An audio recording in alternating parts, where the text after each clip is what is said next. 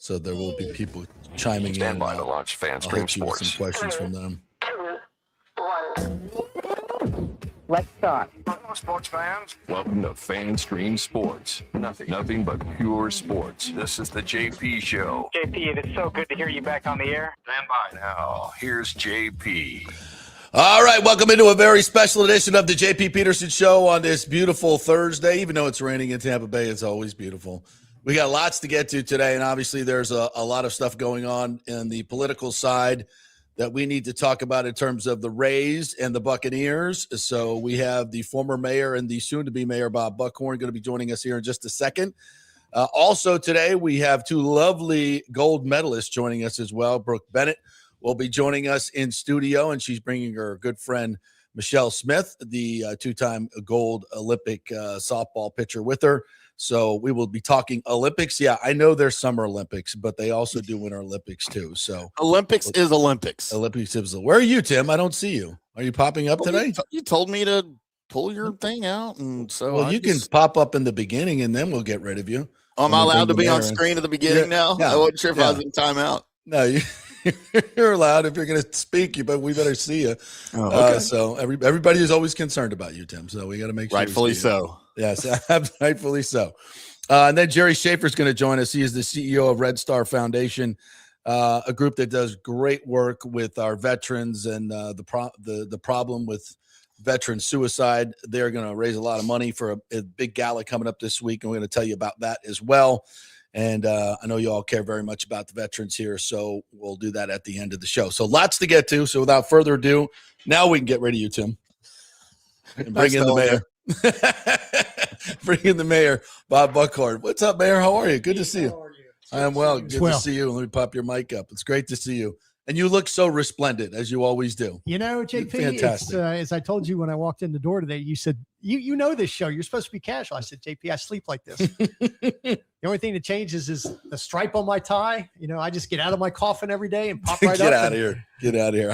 How you been? How's life away from being the mayor? Life's good. Yeah. You know, it's not to say that you don't miss the competition and you miss being in the mix, but it's been a good couple of years to relax and refocus and spend a lot more time with the kids. My girls are growing. You know, they're almost all out of college now, and so dang. It's how many you got? I have two daughters. Two daughters. Yep. One is graduating from law school this spring. Where? She's at Stetson. She went to nice. Penn State, which is my alma mater, which was great. Yeah. And then the little one's a junior at Florida. Oh, nice. Go Knowles. Yeah. Go Gate. I had to learn. There you go. KP. There you go. I know, right? Well, you will soon be campaigning for another shot at now that the kids are older. You want to get back into doing this crazy stuff. What's wrong with you? Yeah, I know. But you know, this city has come so far, JP, and you talk about it all the time. And you know, to know that we are on the precipice of really catapulting this place to a next level, and having spent most of my adult life helping us to get there along with a lot of other people, I realized that we've got to come back and finish these chapters. Yeah. And I was not willing to let anybody else come in and undo the progress that we've made. Thank God. Which in that office, because it's so powerful, if you get a bad one, and we've been lucky in Tampa, we've had a series of good mayors. If you get a bad one, bad things can happen. Yeah. And so for me, it was like, okay, we got to finish the job. I could do another tour of duty. Then I can go home and turn this city over to the next generation. Yeah. That would be my last contribution to make this place what we all know we are capable of being. Yeah. When I first got here in 97, I grew up in South Florida, and this is my home now. When I first got here in 97, I came here and I was like, wow, it's a beautiful waterfront, but we really don't do much with it. And because, you know, growing up in Lauderdale, they do too much with it. I mean, there's restaurants, bars everywhere along the water, New River and the Intercoastal. But here I was like, maybe we don't do enough. And you started the River Walk, and then Julian B. Lane Park, which is just absolutely fabulous. And the pickleball and everything that's going on there and all the events that we have there. And you transformed the city to really take advantage of the waterfront in a very smart and wonderful way. It's not crazy like Fort Lauderdale. I think we've done it with great, I don't want to say restraint, but thoughtfulness. That's a better word. Yeah. Talk to me about that vision, how we got it done, and how we're going to build on it. Yeah, exactly. I mean, you remember when I became the mayor in 2011, we were in the midst of the worst recession since the Great Depression. Yes, I remember. I mean, things were bad. Cost me a gig at Channel 8. Yeah, things were bad, and they were bad for a lot of people. I mean, companies were closing. Our best and brightest young people were fleeing for Charlotte or Austin or Raleigh. We had some 4,000 houses in some state of mortgage foreclosure. And so I knew that if we were going to rise from the ashes of that wreckage, that we had to do things differently. And one of the things that we had to do things differently, if we were going to be competitive for bright young people to move here, was to focus on the waterfront as the center of everything that we do, not the western edge of our downtown. And so 5 previous mayors to me had done portions of the Riverwalk. For me, that was job number one. We had to finish that Riverwalk and connect the dots because, JP, you remember we had the Straz Performing Arts Center, you had the museum, you had the convention center, you had the Marriott Waterside, and you had the Florida Aquarium, none of which were connected. Right. And they were all on the water. Yep. And they were all investments made by previous mayors, but we needed to connect the dots. And so we connected the dots. And that singular event led to extending the Riverwalk all the way up to Armature, which led to the redevelopment of Armature, which led to the city doing a deal with Richard Gonsmart for Eulalie, which led to the city building Waterworks Park, which has now led to a 2.5 mile stretch that has transformed our city. Yep. And led to, this is the important part, has led to hundreds of millions of dollars being invested by private capital around the river on both public-private partnership. Absolutely. Yeah. And it works if you do it right. We'll be speaking about that in just a moment. It does work if you do it right. You're right. Yes. You know, the city, look at Julian B. Lane. You know, there are people to this day, so including some elected officials, that call that a vanity project. That project was and has become Tampa's Central Park. Yeah. And the investment around that North Hyde Park area, literally hundreds of millions of dollars.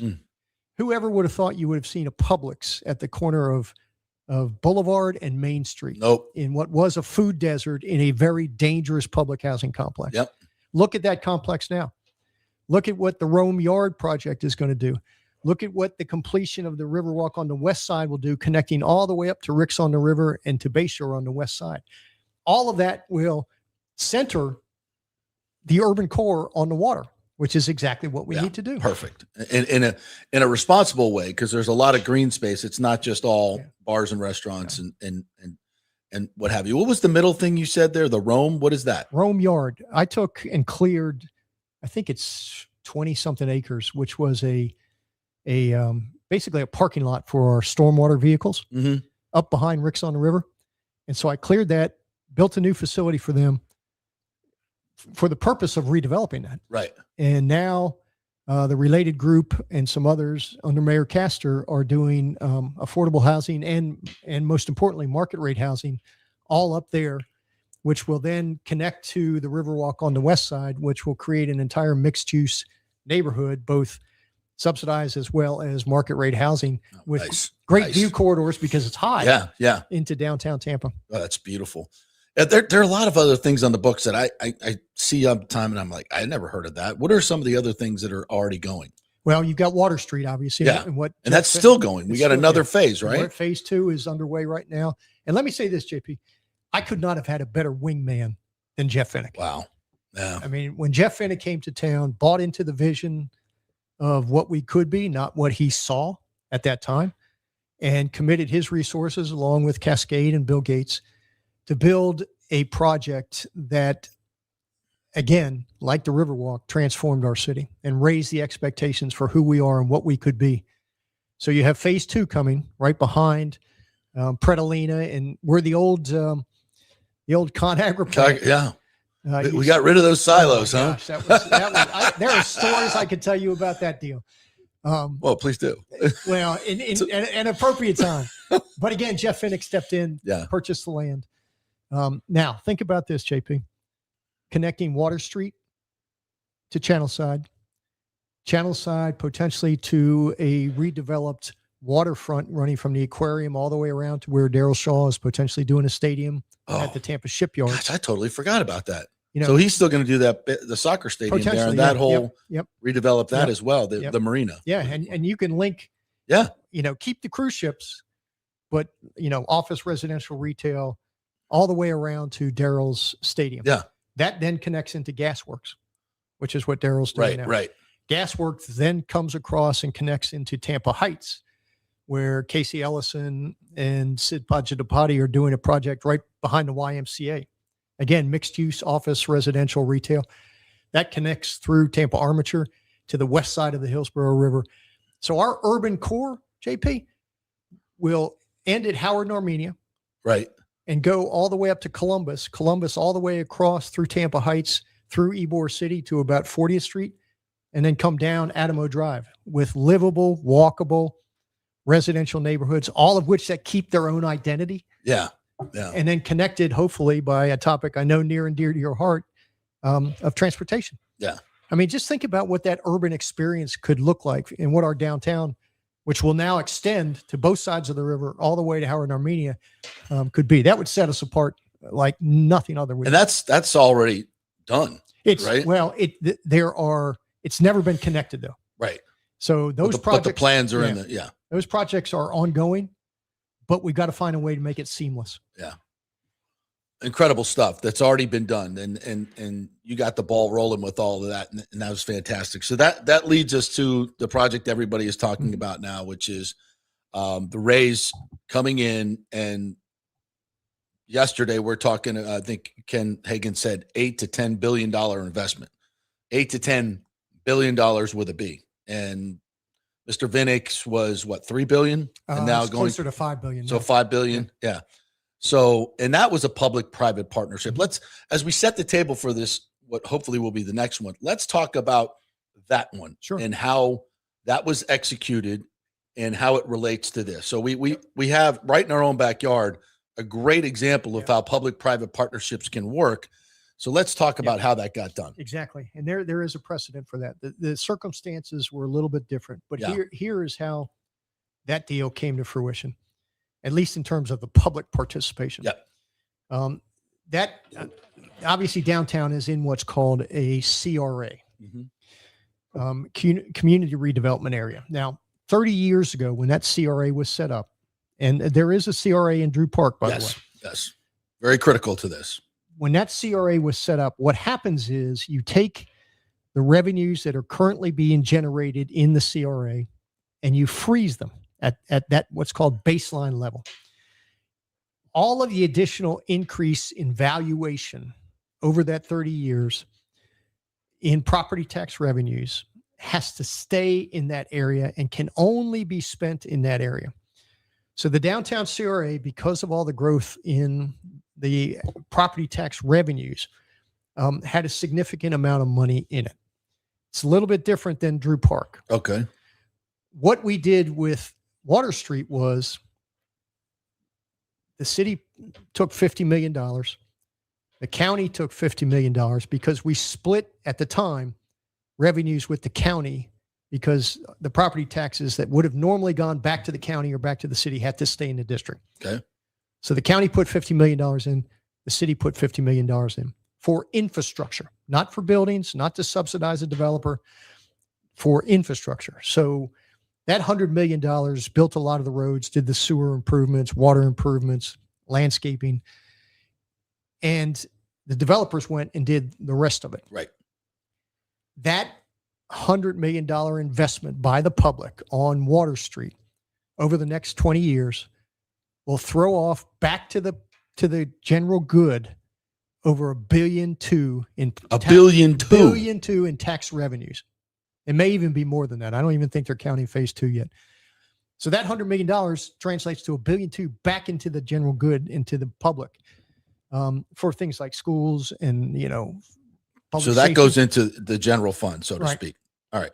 So, and let's be honest, that all becomes possible because of the arena and the fact that the Lightning play there. I know it's downtown, but that's a huge reason businesses want to be there, because you're constantly bringing people in for the restaurants and bars. So having a sports team there is critical to the success. Fair? It's an activator. Yeah. For sure, it's an activator. It's a draw. And that was Jeff's vision, obviously. It was. Yeah. Little did he know that those dirt parking lots in front of the arena, yeah, where there were nothing but tumbleweeds there and one bar, Ferg's, I guess. They weren't bringing a lot of property tax in, were they? No, they weren't.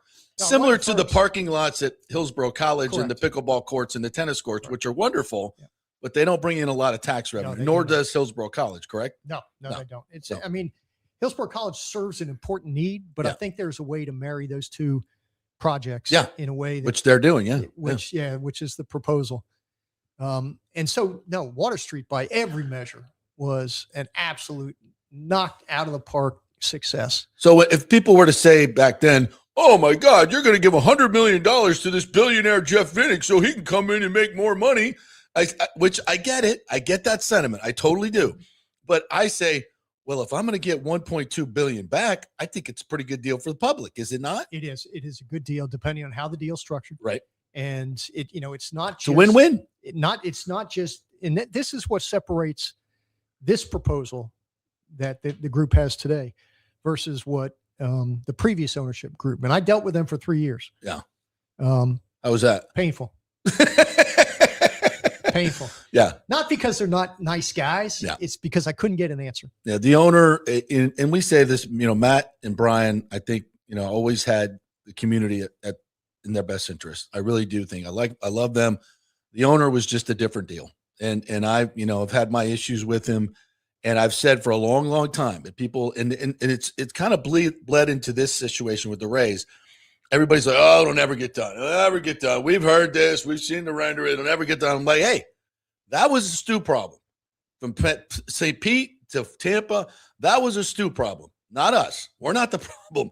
He was the problem. Mm-hmm. And I've spoken with you and everybody else who's negotiated with him. It was impossible. Mm-hmm. And Ken said it yesterday. Ken Hagen is like, working with this new group is so refreshing. It's wonderful. They're transparent. They clearly want a partnership, not a one-way deal. And things don't get done that way with a one-way deal. When one person is trying to get everything and nobody trusts them, it's a bad deal. It is. And what made Jeff so successful, and I told the guys this, I said, look, do you remember those bracelets that people used to wear that would say WWJD? Yeah, yeah. Different context. But I said, you ought to get one of those and look at that. And every time you're approaching this community, look at that and say, WWJD stands for what would Jeff do? Yeah, that's a great thing. I love that. Because Jeff approached this community not with his hand out necessarily, but interested in investing. And you saw JP in the beginning. I mean, he gave away so much money to so many different causes. Yeah, and continues. He does. It's just an astounding. I said, if you want a long marriage with this city, then you got to approach it as Jeff did and act accordingly. And I think so far they have. They've been really, really good about meeting with the appropriate people, saying the right things. And the key is, JP, is we're not just talking about a stadium. And this is where it makes a big difference. We're not just talking about a stadium. We're talking about an entire district. Yeah. A live, work, play district that eventually we can connect from the airport to Midtown, to downtown. That makes a huge difference, not only in terms of the revenues that are generated and how you help pay down the debt, but it's not a standalone facility. It's not, an 80-game facility that people go to and then they go home. If they can mirror what the Battery looks like, that's what they're doing. I know it would be a absolute huge success. Only bigger and better. Yeah. Only bigger and better. All right. So I think that's a great way to connect it, because I think there's a lot of negativity surrounding it, and mostly because of certain media just doesn't want that stadium here for whatever reason. And there's a lot of negativity. So I think if we can connect this group, and I think you just did it brilliantly, by the way, with what Jeff's doing, and you feel, and both, you feel that they're going about it the same way. This is a really positive place for, I think, people to jump on board, because you can just see what happened. It's a public-private partnership with Jeff Vinnick that has been wildly successful. And if we can repeat that in another place in Tampa, in an $8 to $10 billion deal. This is a huge home run. It is. Pun intended. It is. Now, I mean, it always gets down to the money. Of course. Always. And local governments, and I don't know what the ask is yet. I don't know that the local governments know what the ask is. We don't know. And we know it in some generic terms. There are limited ability for local governments to participate. City to a much greater degree than the county. County has more tools at their disposal than the city does, which is why you've largely seen the county taking the lead on some of these things, whether it's the tourist development tax, whether it's a portion of their CIT tax, whether it's, if we could ever get a rental car tax, which apparently the governor doesn't seem to like, but which would be a great vehicle. I think it's critical for this. I think it's critical. I'm not sure why the governor doesn't want it. Yeah, I don't know either. Maybe it's just that reflexive anti-tax sentiment. But that's an easy lift. Yeah. To help subsidize some of this. And it's not our money. No, it's not our money. Unless you're going to the airport and renting a car here, which I get it. People do from time to time to take trips, but it's not. No. Yeah, it's not part of our everyday. That's just money, and it could be a huge. It could be. Yeah. Just like the tourist development taxes, which is the bed tax that tourists pay. That's a great way to help pay some of this stuff. So it's going to get down to what local governments are going to be able to do. We're not, and we shouldn't sell our soul for this because we have a lot of other needs. Agreed. Out there. Agreed. You've got this discussion at the state level about eliminating property tax, which would be catastrophic for local government. Yeah, I don't know how that's going to work. It shouldn't. No, it's just bad public policy. Yeah, it's an election year bumper sticker that some folks are trying to push. Yeah. So I'm all for lower taxes. We all are. we got to fund this stuff somehow. Just to, what the city of Tampa raises in property tax total. Yeah. And there are some areas of our city that pay a lot of property enormous tax. I've written those checks. Yes, we all have. Back in the day. What we raise in property tax in total citywide doesn't even cover the cost of our police department or our fire department. Seriously? Yes. Then how do we, isn't that funding the schools as well? Well, that's a separate portion. Okay. Yeah. Just the city's portion. Okay.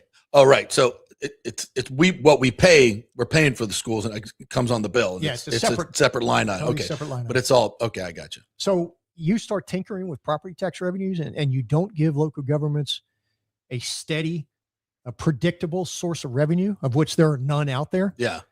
Then you're screwed. Yeah. You're screwed. And by the way, if the state gets rid of the property tax, the city and counties are just going to have to come up with another tax to figure it out. Which is entirely less predictable because during a recession, sales tax goes down. Mm-hmm.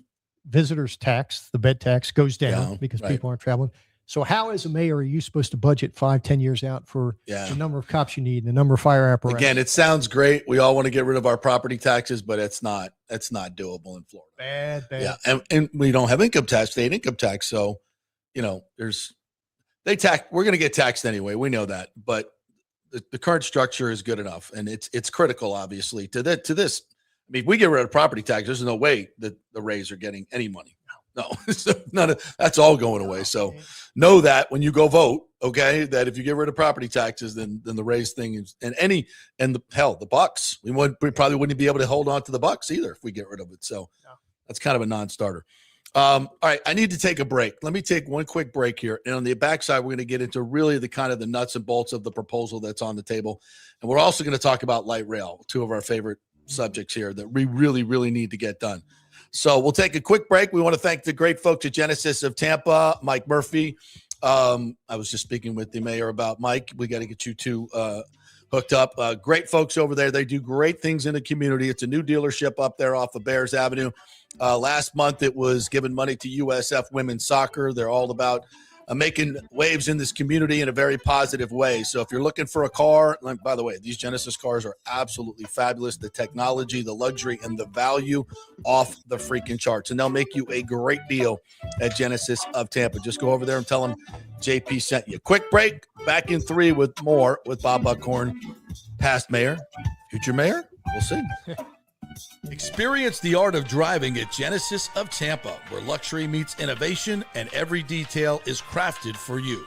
From the bold G70 to the refined GV80, Genesis delivers power, elegance, and technology years ahead of its time. Book service online, and our Genesis Experience advisors will pick you up and drop off your vehicle. If available, you can enjoy a courtesy car while yours gets a complimentary interior vacuum plus a generous offer for your trade. Every new Genesis comes with the Miracle Advantage Plan, 10 years or 250,000 miles of powertrain warranty and 4 years of complimentary maintenance. Visit us at 801 East Bears Avenue or online at genesisoftampa.com. Genesis of Tampa, luxury redefined. Italiano Insurance would like to congratulate the Bucks on their 50th anniversary season. And you know what? We've been here for every season and then some, over 60 years in business. We've seen some smart coaches with great game plans, but if you don't have flood insurance or business insurance, that's a terrible game plan. That could ruin you financially. You don't want to take that L. So call 813-877-7799 and let their friendly agents quarterback your insurance and save you big money. Italiano also sponsors our FSU report every week, so go Noles. 813-877-7799 or go to italianoinsurance.com. Sports fans, it's time to gear up. Head to fanstreamsports.com and check out our brand new merchandise store. We're talking bold t-shirts, 3/4 zips, hoodies, hats, mugs, and more. Everything you need to rep your favorite shows and your favorite crew. Whether you're rolling with the JP Peterson Show in Tampa Bay, From the Rough in Dallas, the Timm May Show featuring Clay Hall, or the Jeff Thidoff Show in Ohio, or any of our FanStream Sports original programming, we've got the perfect look for game day and every day. So don't wait. fanstreamsports.com. Click merch and grab your gear now. Wear the stream, live the stream, fanstreamsports.com. JP here for Riveters, the official sports bar and grill of the JP Peterson Show. We're located just south of Ray J and Steinbrenner Field, so it's a great pre- and post-game spot, and the happy hour is amazing. Monday through Friday, 3 to 7. Check out these specials. $3 Bud Light drafts, $4 domestic bottles, $5 wells, $6 premium wells, $6 cocktails like margaritas. That's unheard of. And the Riveters food is freshly made daily. No freezers. Happy hour food specials include $3.50 tacos and barbecue sliders. $6 you get edamame or chips with the beer cheese, which is amazing. $8 buffalo chicken dip, my favorite. The truffle fries, chili cheese fries, also $8 at happy hour. As well as other specials throughout the week, including Taco Tuesdays, you get $3 tacos, and Wing Wednesdays, 7 o'clock to 1 a.m. in the morning, you get our amazing wings, 5 for $5 and $5 wells and wines. That's a good Wednesday night. So if you're tired of the preppy, overpriced, generic sports bars, come see the amazing, friendly bartenders and staff at Riveters, where customer service really matters. Riveters, just south of where the Rays and Bucks play. We'll see you there. Hey, kick off the new year by impressing her with a real diamond, a natural diamond, from Golden Diamond Source. Don't start with a fake diamond, guys. That's a really, really bad idea. And if you're ready to pop the question, find the perfect engagement ring at the Golden Diamond Source, just like I did, just like Nick did. It is the best selection, the best staff, the best everything. And discover the new Emily collection by Emily Johnson Weintraub, a sleek and modern jewelry line that makes everyday gifts absolutely extraordinary. And by the way, gold prices have never been higher, so turn that old unused gold into cash or a stunning new piece. Just take it on down to the Golden Diamond Source and trade it in. Lots to get done at the Golden Diamond Source this new year. Start with an engagement ring from the greatest, the Golden Diamond Source. 3800 Alberton Road, always online at the Golden Diamond Source. It's the love you give only at Golden Diamond Source. Let's go. Right now, back to the show on FanStream Sports.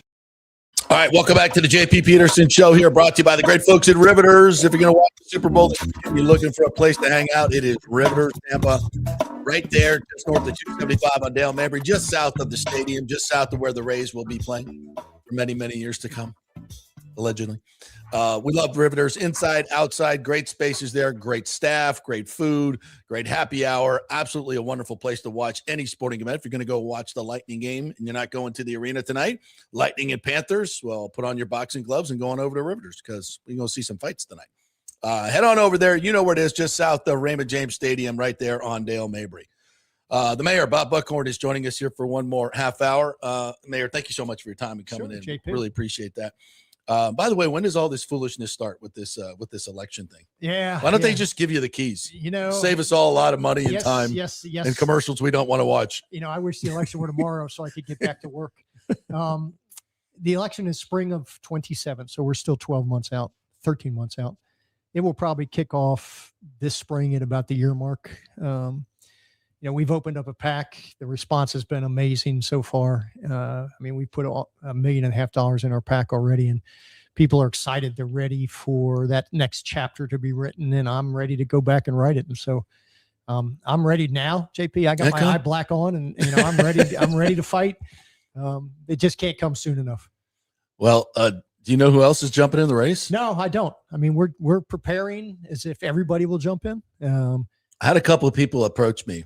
But I said, well, I'll quit. I said, nah, that's not for me.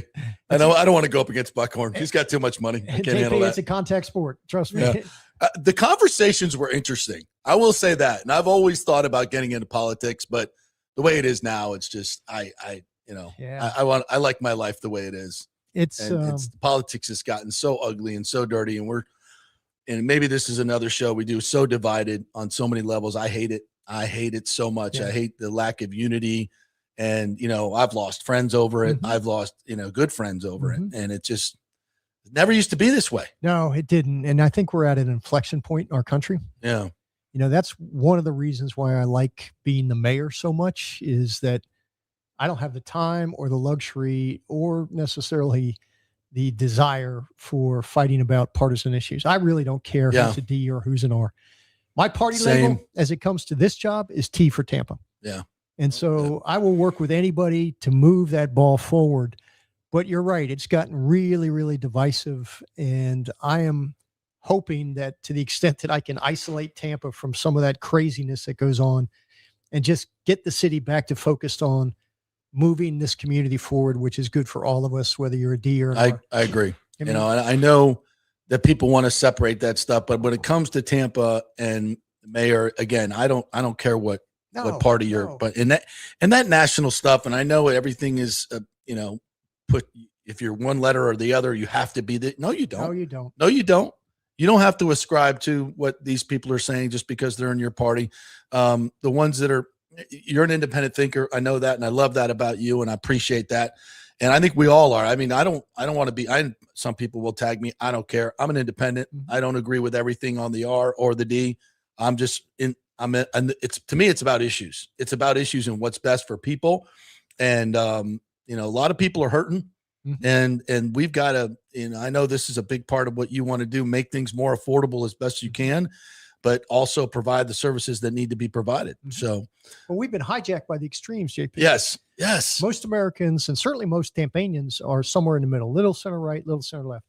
Agreed. But it's those obnoxious, loud, divisive, corrosive voices on the extremes of both sides that have caused this country to become divided in ways that I have never seen. It used to be you were Americans first. Yes. And what happened to that? Democrats and Republicans way, way down the list. Yeah. And it's not that's not the way it is today. So much of it is media driven. It is. And I think the reality is much different than what we see in social media and just on regular media. I think it's just different. Because the people that I deal with, I don't deal with extreme people for the most part. They're not a part of my life or any part of my surroundings. And that's a lot of people. Mm-hmm. So I think we get hijacked into thinking that we're so horribly divided. And I know we are, but I think it's not as bad as it's portrayed. At least in my life, I don't run into a lot of those crazy people. Do you? I don't know. Yeah, unfortunately, because of what I do. I guess you do. I guess you do. And we get some of them in the comments too. So that's true. All right, so let's dig down on this Rays proposal. And we connected the public-private part of it with Jeff Vinnick and what that looked like. How is what Jeff's done similar to what they want to do here? I mean, if they're going to ask for $1 billion and they're going to spend $8 to $10 billion, and to me, the devil's in the return. Mm-hmm. And I mentioned that whole Drew Park area and the Hillsborough College area, there's none of that's producing any property taxes or any tax at all. This proposal seems to me like it's going to produce a ton of it. So that $1.5 billion that's asked for, as in the Water Street deal, could come back multiple fold. That's what we want to see, right? That is correct. Is that the bones of this deal? What you think it is? It is. The difference is it's not a standalone stadium. It's an entire district, right, with a stadium included in it.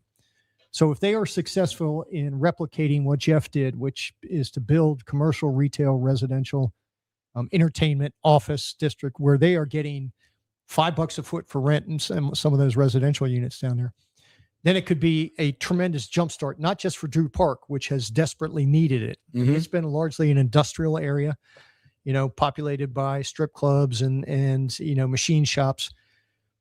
To do this, to repurpose and reimagine the campus of HCC, to establish partnerships with HCC for learning experiences as a result of some of the things that are going to get built, not just selling popcorn, but real internships and real opportunities for some of the graduates of HCC, I think could be a tremendous success. Now, it will take time, as Jeff's project has. I mean, this is a decade in the making. Yeah. Obviously you're not dealing with Bill Gates as your predominant partner. And so money matters, and the ability to access money matters to do big projects like this. But I think as a project that could transform a portion of our city, this done correctly could absolutely be that. And then you start to look at how we connect the dots, how we connect the airport to this project, how Raymond James and the property that the Glazers own across Himes Avenue, mm-hmm. whether that is repurposed and redeveloped. Now that connects into Midtown, and then how Midtown connects into downtown. And in order to get there, we need a transportation system that works. Yes, we do.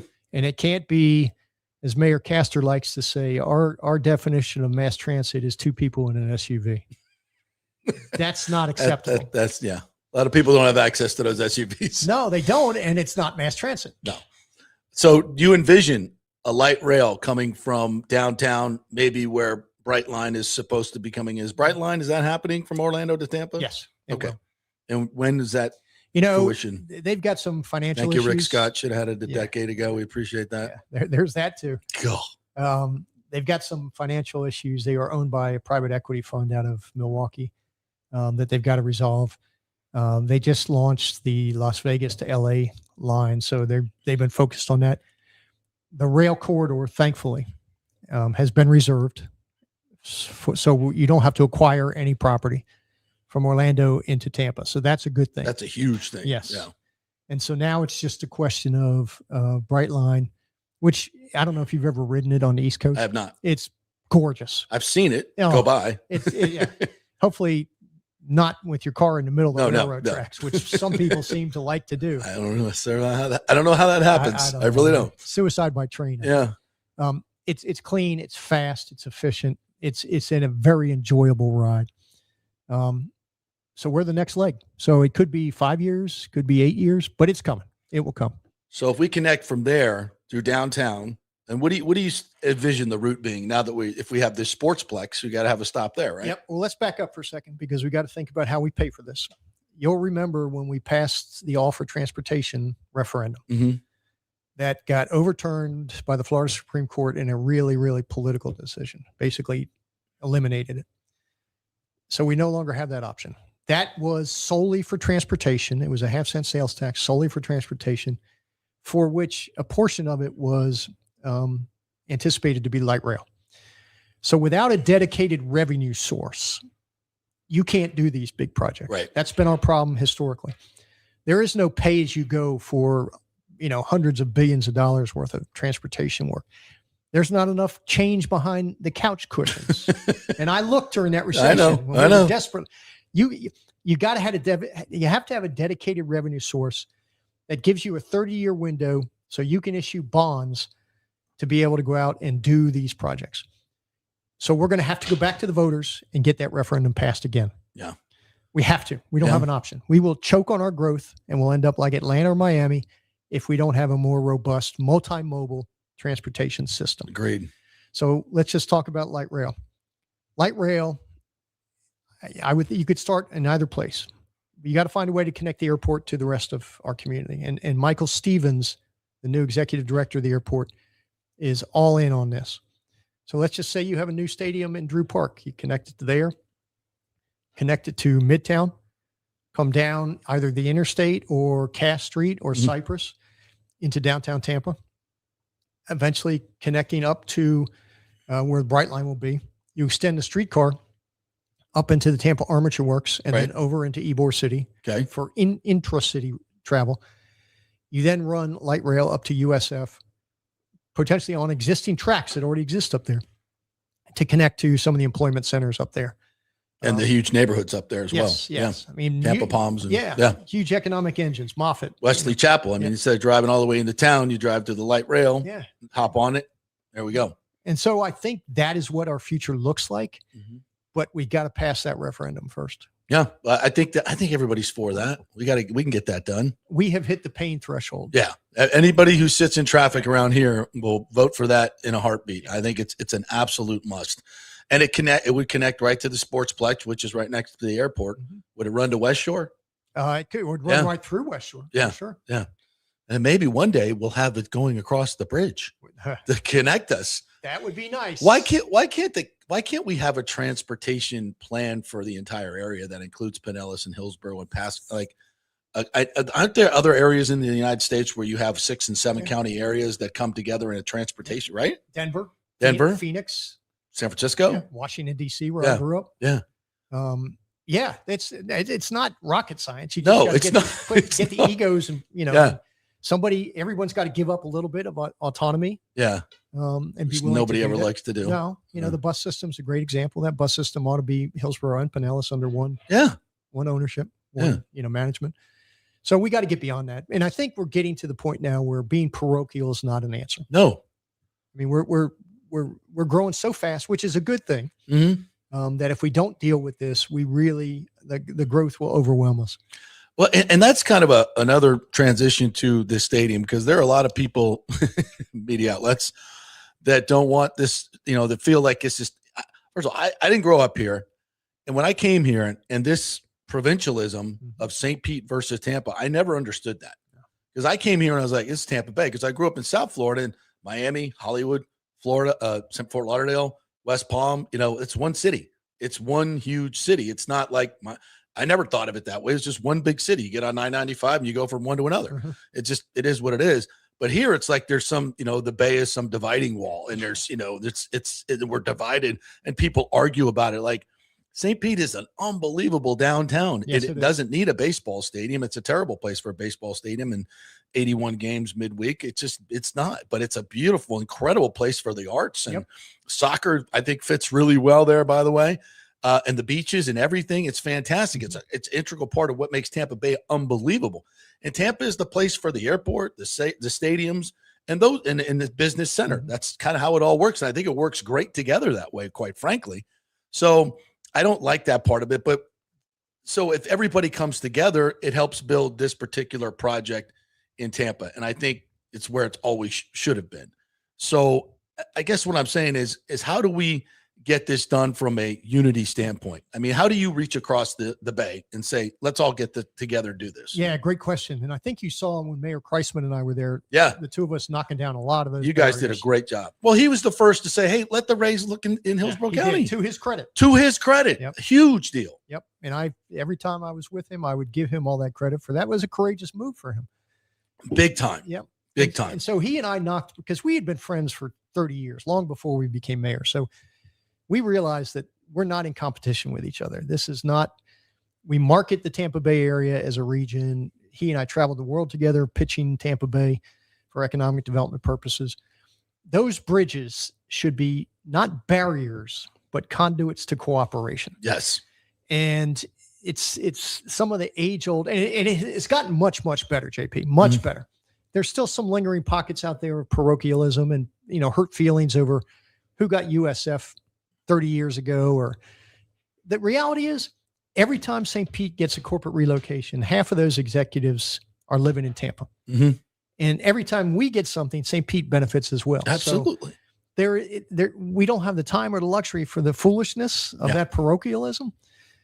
Ideally, I don't know that this would ever fly, but like transportation, there probably ought to be a regional sports authority. Yeah.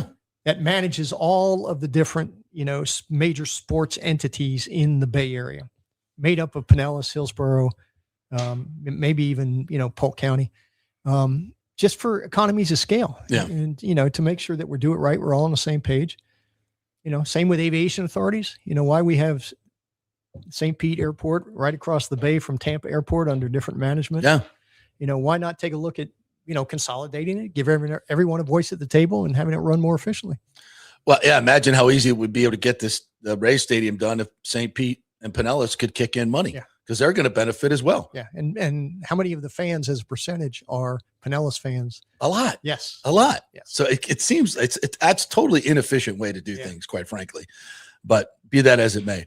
So let me just nail you down on this. So are you for this Rays project?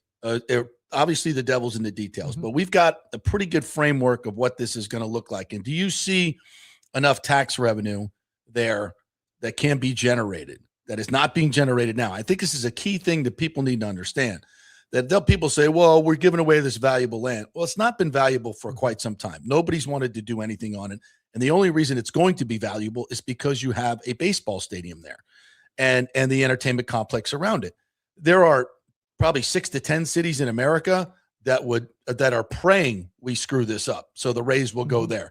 There's a reason for that. And then there's all these, I call them silly economic studies that a lot of academics do about how stadiums don't provide any public impact, which I think is just absolutely ridiculous.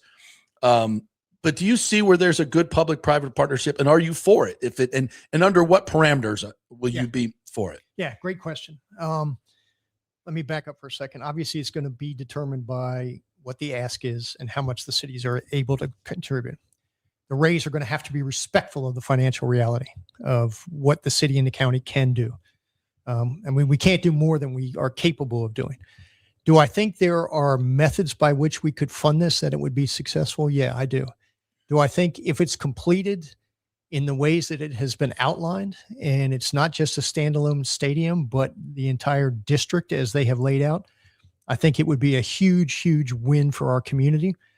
I'm not privy, because I'm not the mayor, to all of the details, but I absolutely think it's worth us giving 100% of our effort to find a way to make this happen, find a way to do what we can and to be as creative as we can on the public side without damaging what we do on a day-to-day basis. I think it's worth the investment, and I think we need to put our best minds to the task of doing it.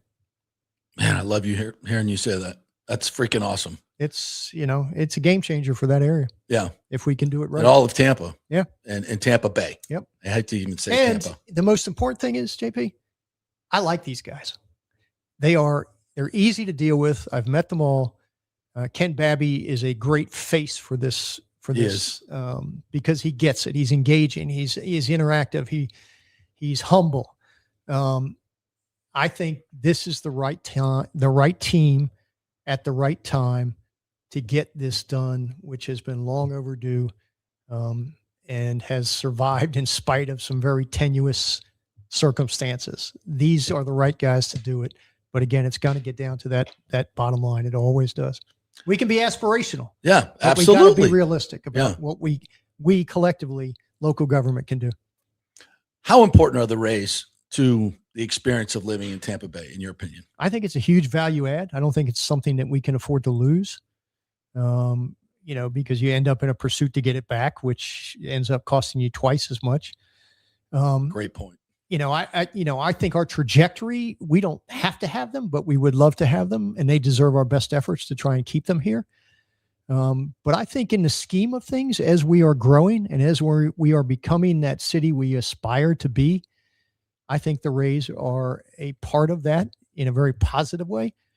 But I think the Rays combined with the development of that district makes it an even more important and compelling rationale for us to do the best we can to find a way to keep them here. Big concern has been the Buccaneers. Mm-hmm. And what's their ask? I believe Ken said yesterday that they're going to do another extension, which means there's a little bit more time. But he also said that we understand they haven't been told what they want yet, but we kind of got a feeling. So we're keeping money aside for them, and that won't be part of what's available for the Rays. Is that what you understand? Yeah. And that's the obligation that we have. Yeah, absolutely. We've got to maintain the Raymond James as a cutting edge facility. That's the obligation we have when we sign them. That's the reason we get Super Bowls on a regular basis, is because the Sports Authority and the Bucks have contributed to make it a top-notch facility. While it's 30 years old, you'd never know it when you were there. It runs, the suites probably need updating, and there's some things that need to be updated. But I hope the Bucks, like the Rays, will be respectful of what we are capable of doing, and not just be over the top with their ask and their demand. We love the Bucks. They put a good product on the field. They gave Tampa an identity when we didn't have one. Right. And it's been a great relationship, but there's a limited pot of money and there's a lot of mouths to feed. Yeah. And so hopefully everybody will be respectful in an effort to get to that common goal where, everybody may not get exactly what they want, but they get enough to do what they need to do. Well, and they need to understand that, and we got to understand, they want to be here too. Mm-hmm. This is a great market for them. Sure it is. They don't need to go anywhere else. They don't want to go anywhere else. So we bring a lot of value. They bring a lot of value, and there's a perfect marriage to be made here for all of these things. So, and that's good to hear. I know you went to the outdoor game. Oh my God. And I said this on the show the other day. I was so full of pride just seeing how everything came together. And I looked around Tampa Bay and the beautiful pictures and everything that we showed to the world on that day. 2.4 million people watching that biggest hockey game on cable in history, and the way we executed it, and I said, and how does that get done? Well, that gets done with, the Tampa Sports Authority and Eric Hart and Bobby Sylvester and all those guys over there who did an amazing job. It gets done with Jeffrey Vinnick and the Tampa Bay Lightning doing an amazing job. The Tampa Sports Commission, which Rob Higgins was such a big part of doing that. And now he's doing it at USF. And it's into what we're looking to do with the Rays here. And it's not just about a baseball stadium. It's about so much more. Like, we can do this. And when we all come together, it's amazing what we can accomplish. And I think that was just manifested itself in an event that was just iconic and will never be forgotten here. JP, that I was there, and that was when I looked around that stadium and saw the level of detail and the execution by all of those people that you just mentioned. It was absolutely flawless. Yeah. It's not surprising knowing the Vinnick organization and the culture that they have built. But you're right, the Sports Authority and the Sports Commission. What that tells me is what I've been preaching for a long time, especially during the midst of that recession when, our hopes were shattered. We're not settling for mediocrity anymore as a city. Nope. We're not asking anybody's permission anymore. There is nothing that we can't do when we pull together, put our egos aside. Everyone's a good wingman. Everyone does their job, and we go out and execute. Whether it's a Super Bowl, whether it's college football national championships, whether it's the Indian Film Awards ceremony that brought 30,000 people to celebrate the Indian Bollywoods. There's nothing that we can't do, and we've got a foundation, we've got a platform here to elevate that to the next level. And so to watch what occurred the other night, and with a great sense of pride, to know that we've only just begun, JP. Yeah, we have only just begun. We got to be thoughtful about it, and we got to be deliberate about it, and we've got to be careful, and we've got to maintain our authenticity as a city. But God dang, we can go out and do anything we set our mind to do, and win. And I think this project right there encompasses everything you just said. And if we turn this down and we don't do it the right way, and I think we have the right partners with the Rays now that get it and understand it. And everybody, it's what I said. I know there's a lot of negativity in the media about this deal, but I think we're flipping that. And I think this appearance that you're doing here, I think, is a big part of it. If we lose this, from an outside perspective, and all the big money people that run this world, and you're taking a huge step back. You're just saying we can't do this. We're not able to. We couldn't pull it together. I don't want to see that, man. And it's just not just because I want baseball and I want to build a stadium. I want everything you described for us to be that. I want to be in this conversations with New York and Los Angeles and Chicago and all these. We're that southern spot. Now, Miami is Miami. We're way different. Yeah. We're way different. And that's fine. But I want us to carve that out. We're different. I think still a really blue collared, centered, hardworking, great place to live, and we can freaking do this. Yes, we could do it big. We can keep it grounded, and I think this is kind of a tipping point for this city. We got to get this done and find a way to do it the right way, and it will come back to the public. And I think that's what I hear so much. Oh, the billionaires are just getting more money to make more money. That's not what this is. No. Because in this ownership group makes it that way, right? Yeah. No, they've been a joy to work with. Yeah. And they understand, I think, that when it comes to building that district, we don't have to settle for anything. Yeah. We expect good design. We expect good architecture. We expect good streetscapes and landscaping. And we expect a good mix of the high-end retail that we've come to enjoy. So we're not settling for just any buildings anymore. As a city, we can demand excellence, and we can demand, whether it's a corporate relocation or whether it's the design of one of our signature towers or a signature district, that no, we're not going to tolerate mediocrity. We expect your best. And love that. We need you to spend the money on the design to make it the best. I think they will. They certainly are saying all the right things. I know Ken Babby's watching. Ken, can you just text me a picture, a rendering? I know you got the rendering. Okay. Send me one. We'll just put it, just a little teaser. The people want to see it. They do. Have you seen it? No, I haven't seen it. Yeah. All right. Mayor, thanks so much for coming in. JP, this has been fun. always a pleasure. Will you come back? You know I will. Make you wear a polo next time. I'm going to give you a FanStream Sports polo. I have to No, it's a gift. It's a gift. Not being contribution. Am I allowed to do that? No, then I have to declare it. Not that expensive. All right. Sell it to him for $1. It's easier. Friendly gift. Nah, you can do that. I gotta play by the rules. Okay. I don't know how this works, but I'm just trying to be nice. Thank you so much for coming in. All right, we're going to take a break. When we come back, we got the lovely Michele Smith waiting in the wings. I see her. I know Brooke Bennett's right outside the door. So Timmy, I'm going to ask you to give me a double break here. All right, give me about 5 to 6 minutes. I can do it, guys out there. All of our wonderful local sponsors that you see down here. We love all you folks. You're what make Tampa Bay great. Riveters, Italiano, Golden Diamond Source, Kingmakers, Third Generation Plumbing, Cafe Paradiso, Genesis of Tampa, Bay Area Modern Medical Center, all you great people, and Pitch Roofing, our newest sponsor, Pitch Roofing as well. Thank you all for being great local sponsors. Back in probably 5 or 6 now, but the great Brooke Bennett joining us. Stay with us.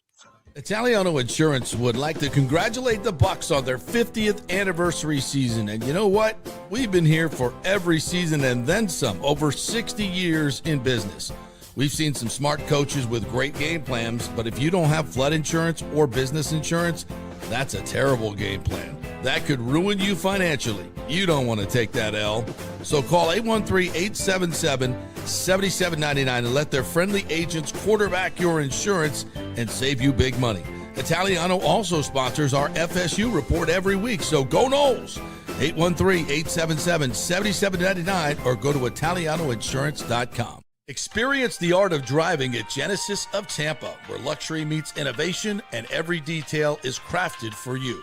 From the bold G70 to the refined GV80, Genesis delivers power, elegance, and technology years ahead of its time. Book service online, and our Genesis Experience Advisors will pick you up and drop off your vehicle. If available, you can enjoy a courtesy car while yours gets a complimentary interior vacuum plus a generous offer for your trade. Every new Genesis comes with the Miracle Advantage Plan, 10 years or 250,000 miles of powertrain warranty and 4 years of complimentary maintenance. Visit us at 801 East Bears Avenue or online at genesisoftampa.com. Genesis of Tampa, luxury redefined.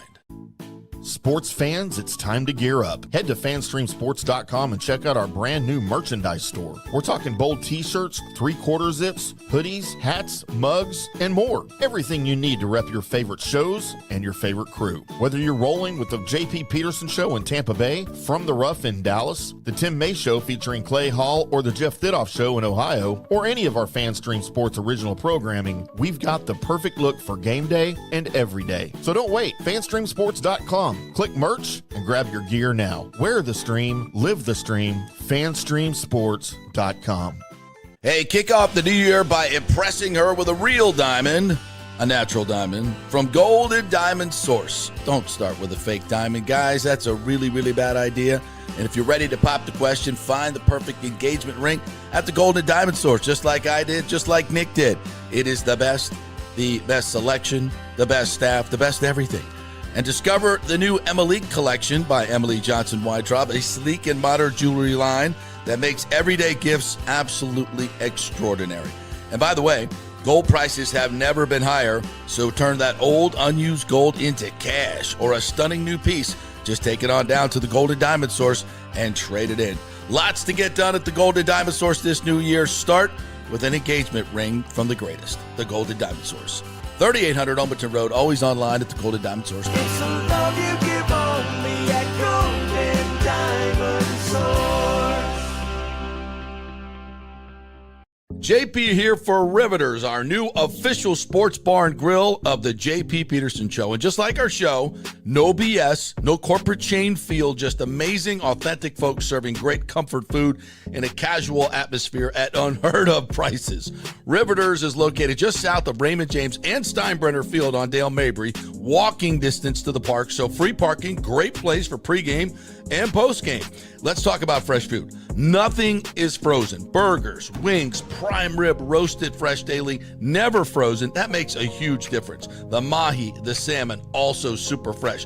All our sauces are original recipes made in-house. Our Warhawk chili and fully loaded potato soup is made fresh in-house. It's the best food anywhere, served by people who actually care. Riveters on Dale Mabry, just north of 275, just south of where the Bucks and Rays play. We'll see you there. Hey folks, Rays baseball and the summer heat will be here before you know it. So don't let your AC unit strike out and cost you hundreds or thousands for an emergency repair. Get a 1-year maintenance plan from Third Generation Plumbing and AC for just $169. Though will come out twice a year and service your unit. Clean the drain line, make sure it's running to peak efficiency. If you need an emergency repair, it's going to cost you hundreds, if not thousands more. It's a no-brainer, guys. Just call the great friendly folks at Third Generation. They work with American Standard Heating and Cooling to ensure you have the most efficient and durable units. Their split systems offer the highest efficiency available while reducing energy bills and maximizing comfort. So choose my guys, John Rodriguez and PJ, at Third Generation, along with American Standard Heating and Cooling. Don't wait for the emergency that'll cost you thousands. Call Third Generation Plumbing and American Standard. 813-961-8024. That's 813-961-8024 or thirdgenerationplumbing.com. Let's go. Well, the folks at Third Generation Plumbing and AC want to say thanks for making them so dadgum busy. Of course, advertising on your favorite Tampa Bay sports talk show helps, but it's their incredible customer service, honesty, and integrity that have earned them tons of 5-star reviews. And now you could be part of the team at Third Generation. Yes, they are so slammed, they need to hire more certified AC technicians and plumbers. It's a great family business to work for. My buddy John Rodriguez runs an old school family business since 1995. They pay well, give you all the holidays off, and they offer great benefits. No cold corporate atmosphere here. You're part of the family. If this sounds cool to you, call them and apply at 813-961-8024, or you can email your resume in at thirdgenerationplumbing.com. Just go to the website, you'll see the button, email them, or call them at 813-961-8024. And don't forget about the $169 yearly maintenance special. It's a no-brainer, guys. thirdgenerationplumbing.com, and they also do AC. Ciao, Paolo Tini here, owner of Cafe Paradiso, voted #3 People's Choice Award on Open Table. I want to thank all our loyal family of customers that have been enjoying our great traditional Italian dishes we make from scratch every day. It's a great family story we're proud of. Our family moved from Rimini, Italy in 1984. My dad, Caesar, started Donatello, and that's where I got the start in the restaurant business. I started Cafe Paradiso on South McDill in 1995, and we've been there ever since. From our traditional ossobuco, a veal slow roast for 4 hours, to our daily fresh catch, the Gruppo Paradiso, with a piccata sauce and lobster claw meat, homemade pasta like lasagna, farfalle salsicce salchicha, which is a bow tie pasta homemade with fresh sausage. Hold on a minute, JP's favorite. I love it. So come and have a glass of wine with me on South McDill. Get a reservation on Open Table and see all our 5-star reviews. Ciao, see you soon at Paradiso. Welcome to Kingmakers, home of the JP Peterson Show studio and Tampa's premier business networking and social club for members only. By day, it's an exclusive, vibrant co-working space with a stylish conference room, focus rooms, a full production studio, and an in-house marketing team. And by night, Kingmakers transforms into a sports-centric social hub with a full sports bar, golf simulator, and exclusive events. For young entrepreneurs and seasoned professionals, it's the perfect place to work hard, play hard, and make big moves in Midtown Tampa. Close the deal, celebrate the win. Only at Kingmakers. Become a member today at kingmakerstampa.com. Your business, your club. Hey, JP here for my concierge medical professional, Chris Lugo, PA. You've heard him on the show for a couple of years where he shares invaluable medical, nutritional, and supplement advice. With Chris, it's like having a medical provider as your best friend. What I love about this concierge service is the convenience and support he offers. I can text or call him 24/7 with any questions or concerns, and he'll promptly call in a prescription if needed. No office visits or copays required.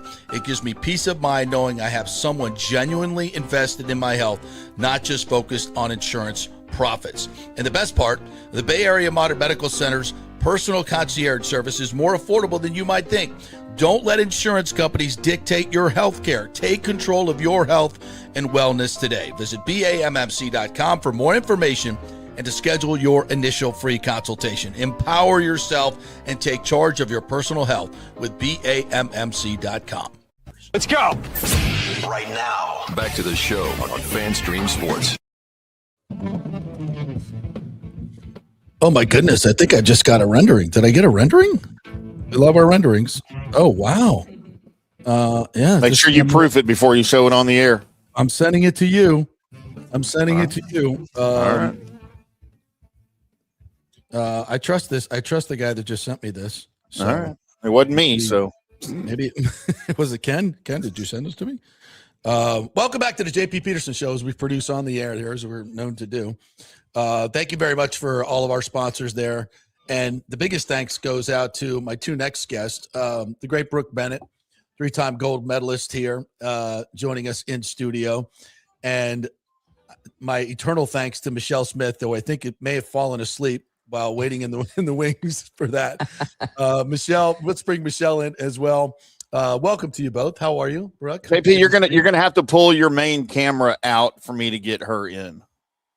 You know how to? Oh, we can't. Wait, never mind. Go back. Okay, go back. That's back. Got to figure out how to do this the way you've got it situated here. Sorry, Michele. All right, I'll let him work on it. We can hear Michele though, right? Yeah. Hello, Michele. Hey guys, I can't hear you. I don't know if you guys can hear me. I hear her. Can you hear her? I hear her. Yeah. Can she hear us? Can you hear us, Michele? That's the big thing. Can she hear us? Sorry, we're producing on the air, folks, but sometimes that's the way this works with this technology. We apologize. We're juggling a lot of things here today. There she is. Hello, Michele. Can you hear us? Hello, hello.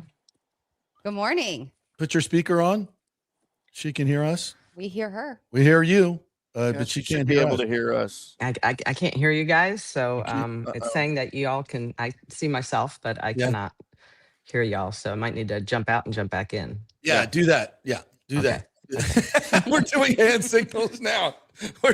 This usually works, so hopefully, yeah. So we'll take her out. You come out and then come back in.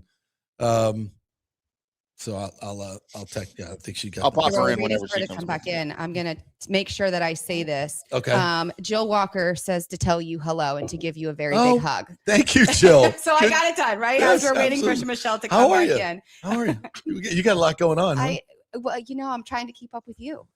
You don't want that. I don't. You want no part of that. It's, you want no part of that. Sometimes I wonder, and I sit still, and I'm like, man, do you ever have those moments where there's nothing, and you sit still and you don't know what to do, and you kind of like twiddle your thumbs, and you think you're really missing something? Yeah, sometimes. Yeah. And you usually are. And I'm actually giving a presentation next week over in Orlando, and part of my presentation is learning the concept to sit still. that you, in order to grow and do all the crazy things that we do, it is very the meditation portion of the show. If it's meditation or whatever it may I do be, that. It helps. you know, and sometimes it's just like the long hot shower to just kind of put everything away. I'm one that, you know, I find that escape in open water swimming, and that's not happening right now. Oh, right. The pool is not the same, but in open water, So I can kind of escape. Hello, Michele. You can hear us now. We can hear you. Yes. I can. Thank you for your patience so much. No worries. I really, really appreciate it. And we've got a lot going on here today. And I'm so glad to have both of you Olympic gold medalists on. I feel so underachieving when I'm in your presence. How are you, Michele? I'm doing great. I'm really excited. Today is actually the first day of collegiate softball season. So everything's on. It's a little blustery out for the sport of softball, but I think everyone's so excited they're, you know, to be out on the field yet again. But I'm doing great. I mean, this is an exciting time of the year, especially with the Winter Olympics coming up. So a lot of good stuff going on. Well, and the first question to both of you, and I always love to hear you talk about this because, this is Winter Olympics. You guys made your mark in the Summer Olympics, but you're all Olympians, and you'll be coming together tonight at the Lightning at our arena, Benchmark International Arena. We're going to talk about that. So I'll start with you, Michele. You know, those moments when you're standing on the podium and your life's work, you know, it just comes to a head in this incredible moment of that gold medal coming around your neck. What is that like? What is that feeling like? It's very fulfilling. And, you know, you give up a lot to get to that moment. And a lot of people just see that moment and they think how wonderful it is. But there's a lot of blood, sweat, tears, sacrifices, missed birthday parties for the family. Just a lot goes into that moment. And, you know, everything has its price. So, you know, my older sisters, niece and nephews, I really didn't get to see them grow up. I did get to see my younger sisters, niece and nephews. So, you know, life is about balance. It's about give and take. And I think when you're in that moment, you just realize how blessed you are to have been there. A lot of things had to go right. You had to have a lot of support. But it can be a very emotional time because of everything that you've sacrificed to get to that moment. Brooke? I mean, I pretty much echo all of what Michele said. Yeah. It is very true. And I think for me, it's been the later years where you kind of go back and you relive those experiences because you are in such a fast pace life of train, compete, reaching for one major goal. And there's so many steps to get there. And when it's there, it happens so fast, and then it's gone even faster. So I think, you know, I've always said this too, now in life or getting ready to do a presentation or my work with CFY, especially, I get to relive those moments a lot. And I think, and then of course, during the Olympic Games, you know, you're very tied. I think Michele and I are very tied to the Summer Olympics because those are our sports. So you're excited to see how your sport has continued to grow and the new athletes and the athletes that are shining and achieving those same goals that you did.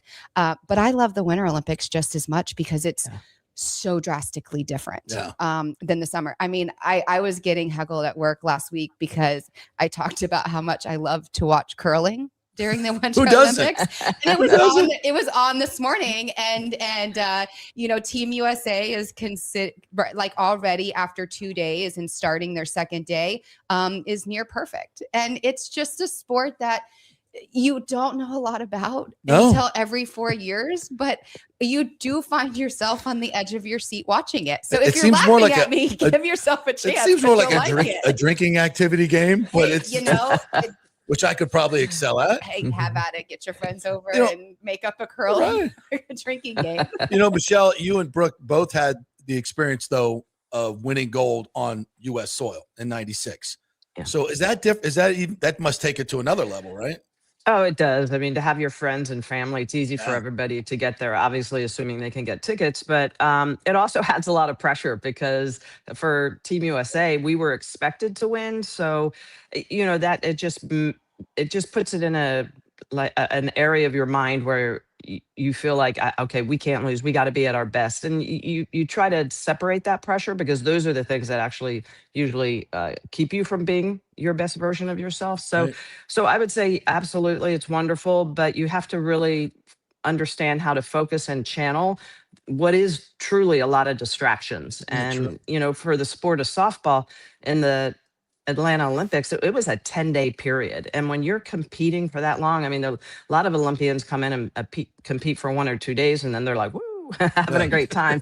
For 10 days, we had to stay so focused, one game, game a day. So there's a lot of different things, but you train for 4 years, and Brooke said it perfectly. It's like you work so hard for, just because it is once every 4 years, things can go wrong, things can go right. And, timing definitely has to be on your side, but it is a blessing to play at home.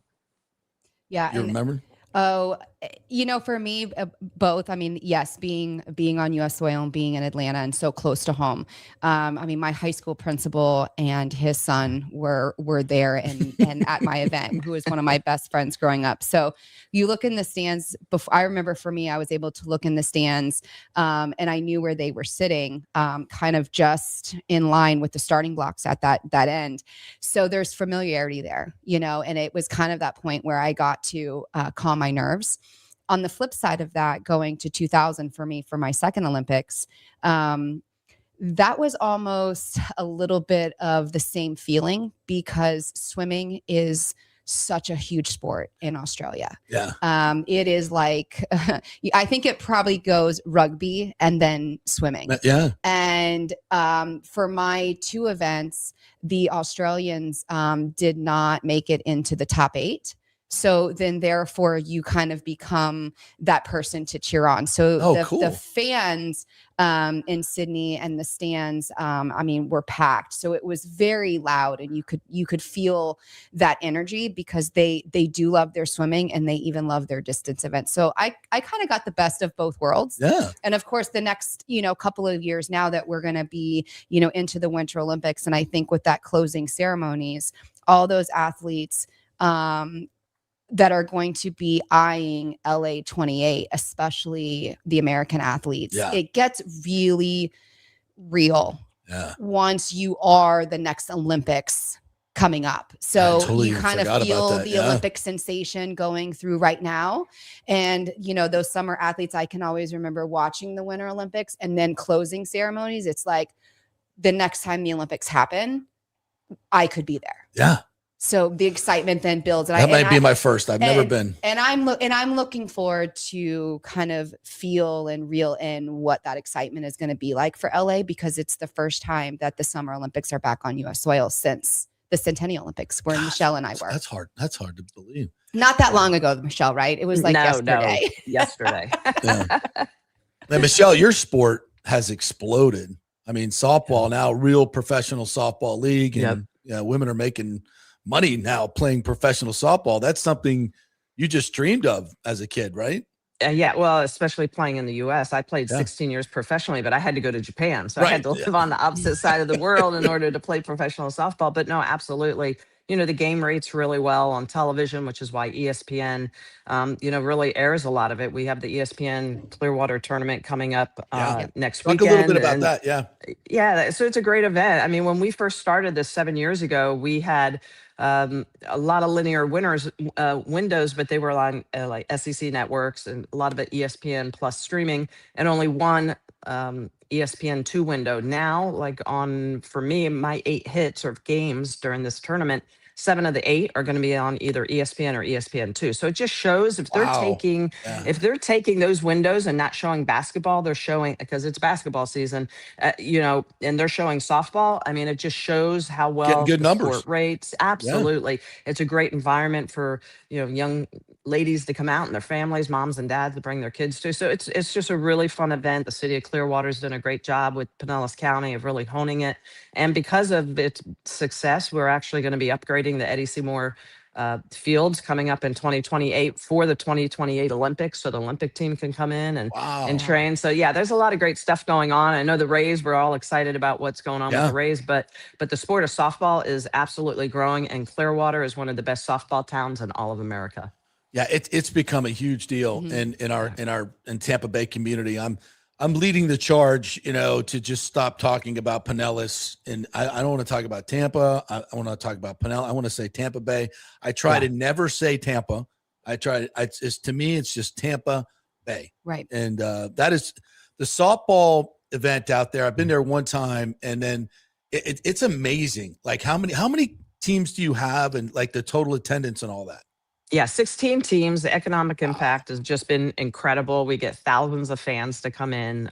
So, yeah, the numbers are staggering. And I think a lot of people don't understand the economic impact that softball brings into not just the city of Clearwater, but around the country. And we need to start reinvesting in these facilities so that we can have a professional league. To your point, the sport is exploding, not just at the youth level, but at the collegiate level and then at the professional level. And I think that, women's sports now, people understand women's team sports are a good watch and people enjoy it. The women are athletic, especially the sport of softball. It's very fast paced. If we can stick to that 2-hour window, that works perfectly, especially in today's environment where pace of play is a big thing. Obviously, look at what Major League Baseball had to do going to a pitch clock. So, a lot of people don't have exactly. People don't have 4 hours of their life to give really almost to anything, but maybe your kids and your kids' sports. But so for the sports to be able to be condensed so people can pay attention to it and really tune in, I think is a big thing. And softball checks a lot of those boxes.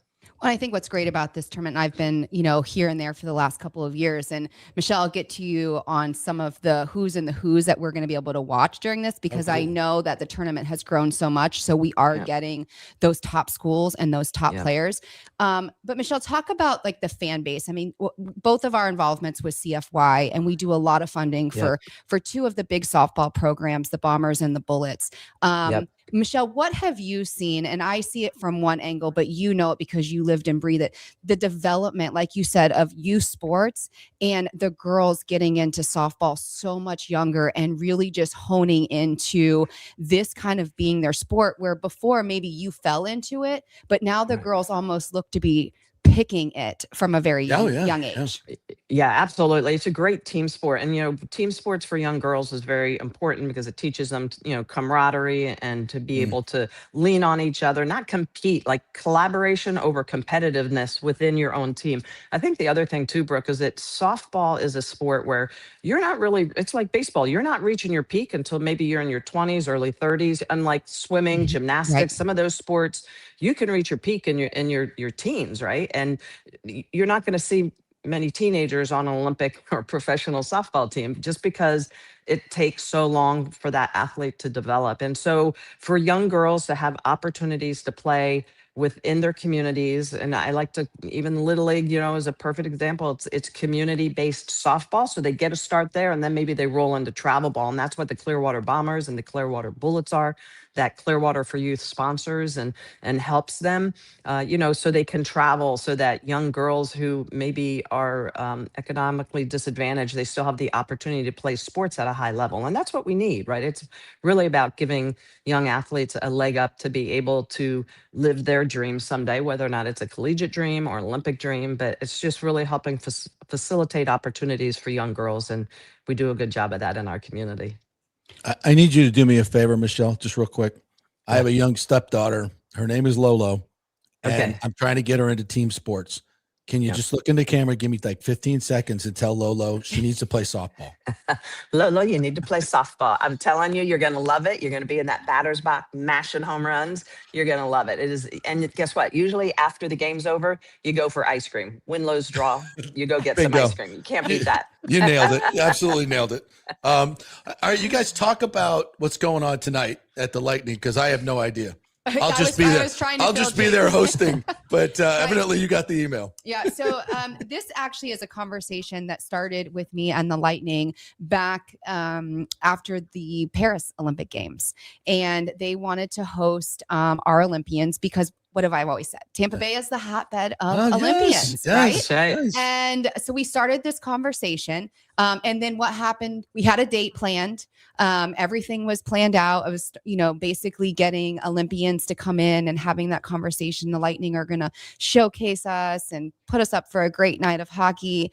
And then what happens? The Hurricanes. So, right, everything just kind of got delayed and put back on the back burner. So a couple weeks ago, the conversation revisited, and the conversation was, oh, hey, by the way, February 5th is our last home game before we go into Olympic break. And I said, okay, great. I'm available. Let's start going through the Rolodex on the phone and reaching out. So with myself included and Michele, there are 6 of us that are going to be at the Lightning game tonight for the puck drop. Nice. Obviously Michele Smith, softball, 1996 and 2000. We have Tracy Otto, who is our local Paralympic archer that competed in 24. Noah Lyons, our windsurfing. IQ Foil, 24 Olympian, who is currently training for LA 28. And then 2 more swimmers to add to it. Emma Wynette, who is actually, I did not know this, was born in Clearwater, raised in Sarasota.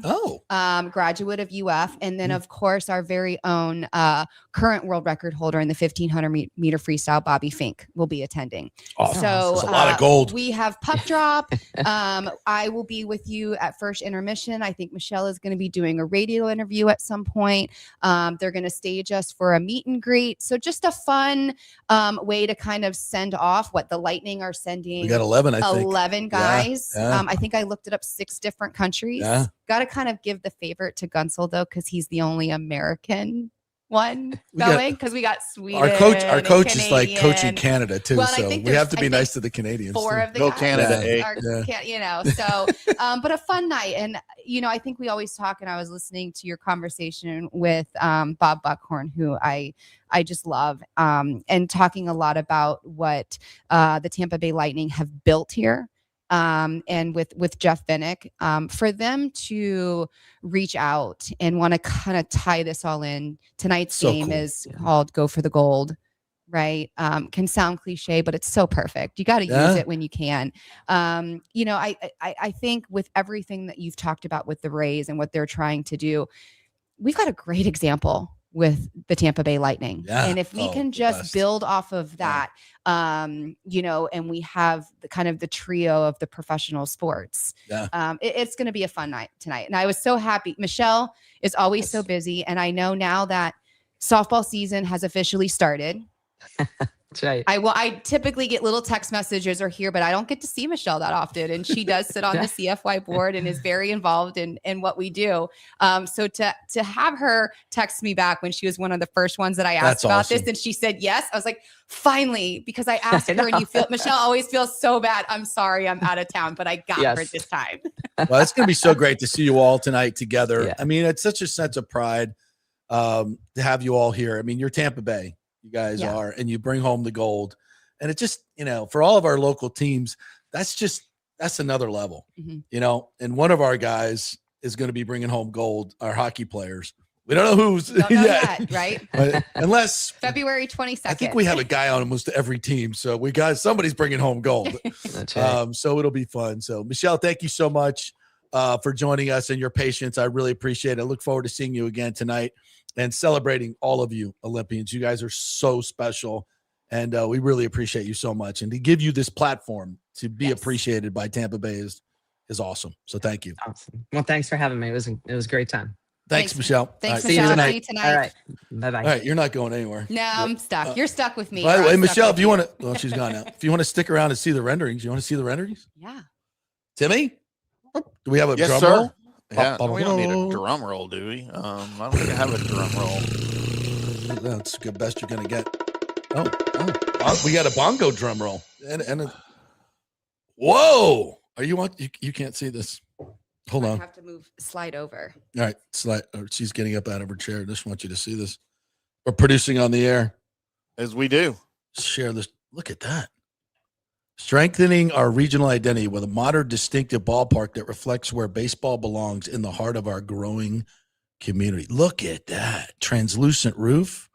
There's the neighborhood, a vibrant neighborhood that blends baseball, education, and culture into a walkable district that brings people together well beyond game days. Love that. Like Bob Buckhorn was talking about. Yeah. It's not just a baseball stadium. It's everything. Oh, I like look how at they that. tied in the part of HCC and the education and having real internships.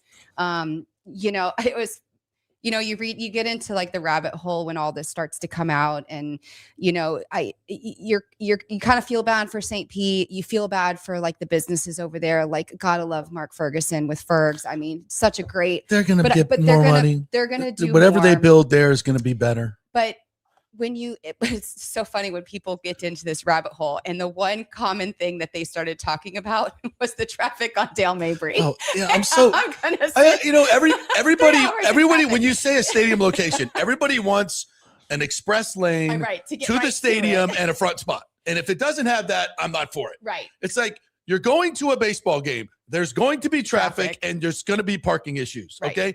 You're not going to be able to pull up in the front space. It it's the way it is. Right. So, well, and I mean, it's not going to be. This is the opportunity with something like this and growing and kind of having everything centrally located, and you're by the airport, and it's convenient for people that are coming in and teams that are coming in. You're right there. Look, we have to figure out public transportation. Yeah. That has always been our biggest Bob and issue. I talked a lot about that. Yeah. And that has to be when we are not as locals, even me being from Clearwater and coming over here, what is the best way for me to get over to the Tampa Bay side without driving my own car? For safety reasons. No, so we need to have kind of build these ferries, these boats, these light rail right across the bridges. Howard Franklin. That stops in Clearwater and downtown St. Pete and just follows the the interstate level, and it's not that hard. I mean, it's difficult. I get it. It's a big lift. It's a lot of money, but we're a huge community. We can do this. And to Bob's point and my point we had earlier, we got to come together. Yes. We can't. It's hard to fund a stadium, just Hillsborough and Tampa, the city of Tampa. If we could somehow, you know, if Pinellas could kick in and, you know, and these other groups could all, because the people from Pinellas are going to come here, right? And it goes the other way. If we need to fund the beaches and other things there, yeah, I'm all for that. I'll kick in for that. I use the beaches. But yeah, I want some of my tax money going to refurbish the beaches because I use them. Yep. Oh, but you're not in Pinellas. I don't care. That's my beach. It is a Tampa Bay thing, and it does, you know, kind of the collaboration of the like Tampa Bay Sports Commission and the Visit St. Pete Clearwater, because again, you're bringing people into your community and your town for major events. I mean, look what we just hosted on Sunday. It's incredible. You know, you can go back and look at any, you know, outdoor experiences with the NHL and the way that we showcase this, and going and looking at the most watched non-playoff NHL game in history. I mean, I was the one watching because I contemplated. Then finally, when we knew it was going to be 30 degrees, you bailed. This Florida girl is like, no way. I'm not. No, I know I completely missed out. But, FOMO. But I don't do cold. I really don't. I get it. Under 70, I am whining. I walked out this morning. I was like, this is not what I signed up for. It's a week now. Wait until it's 90 degrees with 100% humidity, because I'd be like, you just jump in the water. Thank you. I'm good. It's okay. I love this. Timmy, you could jump in here. I love this translucent roof. That cool. And you can see the diamond there, and I'm guessing that points towards downtown. If I'm looking at this correctly, Dale Mabry will be to the screen right of the stadium, and that the kind of the triangle points towards downtown. And that so where is Ray J from where we're looking here? It's right. I think it'll be as you're looking out from home plate. See the outfield there? Yeah. It's you'll be looking at Ray J or downtown. Okay, so it's kind of to that from that photo, kind of to the bottom. You'll see Ray J. Yeah, you'll see Ray J. And I believe, I could be wrong on this. So the area to the top that will be looking northwest towards. Gotcha. West Chase. And they got your Starburst in there, JP. How you like that? Look at that. With JP Starburst. Not thrilled. Rather see a Devil Ray right there, swimming Devil Ray instead of a Starburst. Just saying, we can redo that. We have time. Are they going to bring the Rays tank over to I think they are. They are. They're going to bring the Rays tank. And at this building right here to the right, that looks like a nice, really expensive condo tower. And that provides the property taxes. Get me a condo there. Yeah. And then there's a lot of green space there, which is really cool. Was there one more render? That was just, I don't see Yeah, I don't. Yeah, was that's just the other half of that. Yeah. yeah. So that'll be, I guess, that's probably left field. That'll be left field area where there's a gathering space, and then an entryway. Yeah. Compare it to that photo. Yeah. Yeah. It would be out there to the kind of the top of whatever we're looking at. Wow. And then that, of course. Yeah. And that's going to be the fun part for everybody right there. Okay. Here's something else we got to get rid of here. If it's this picture here, you see Raymond. We love Raymond. We see DJ Kitty. Whatever this thing is, this squishy Ray. I love the Ray, but we got to redo this. That amorphic, whatever that thing is, the squishy. Yeah, we got to do Is it something. a new logo? Yeah, it's the third mascot. It's supposed to be a Ray. Mascot, yeah. And we got Raymond, and then we got DJ Kitty, and then that other thing, whatever that is. Okay. I'm unfamiliar with it. So. Yeah, I'm not a fan. I'm not a fan.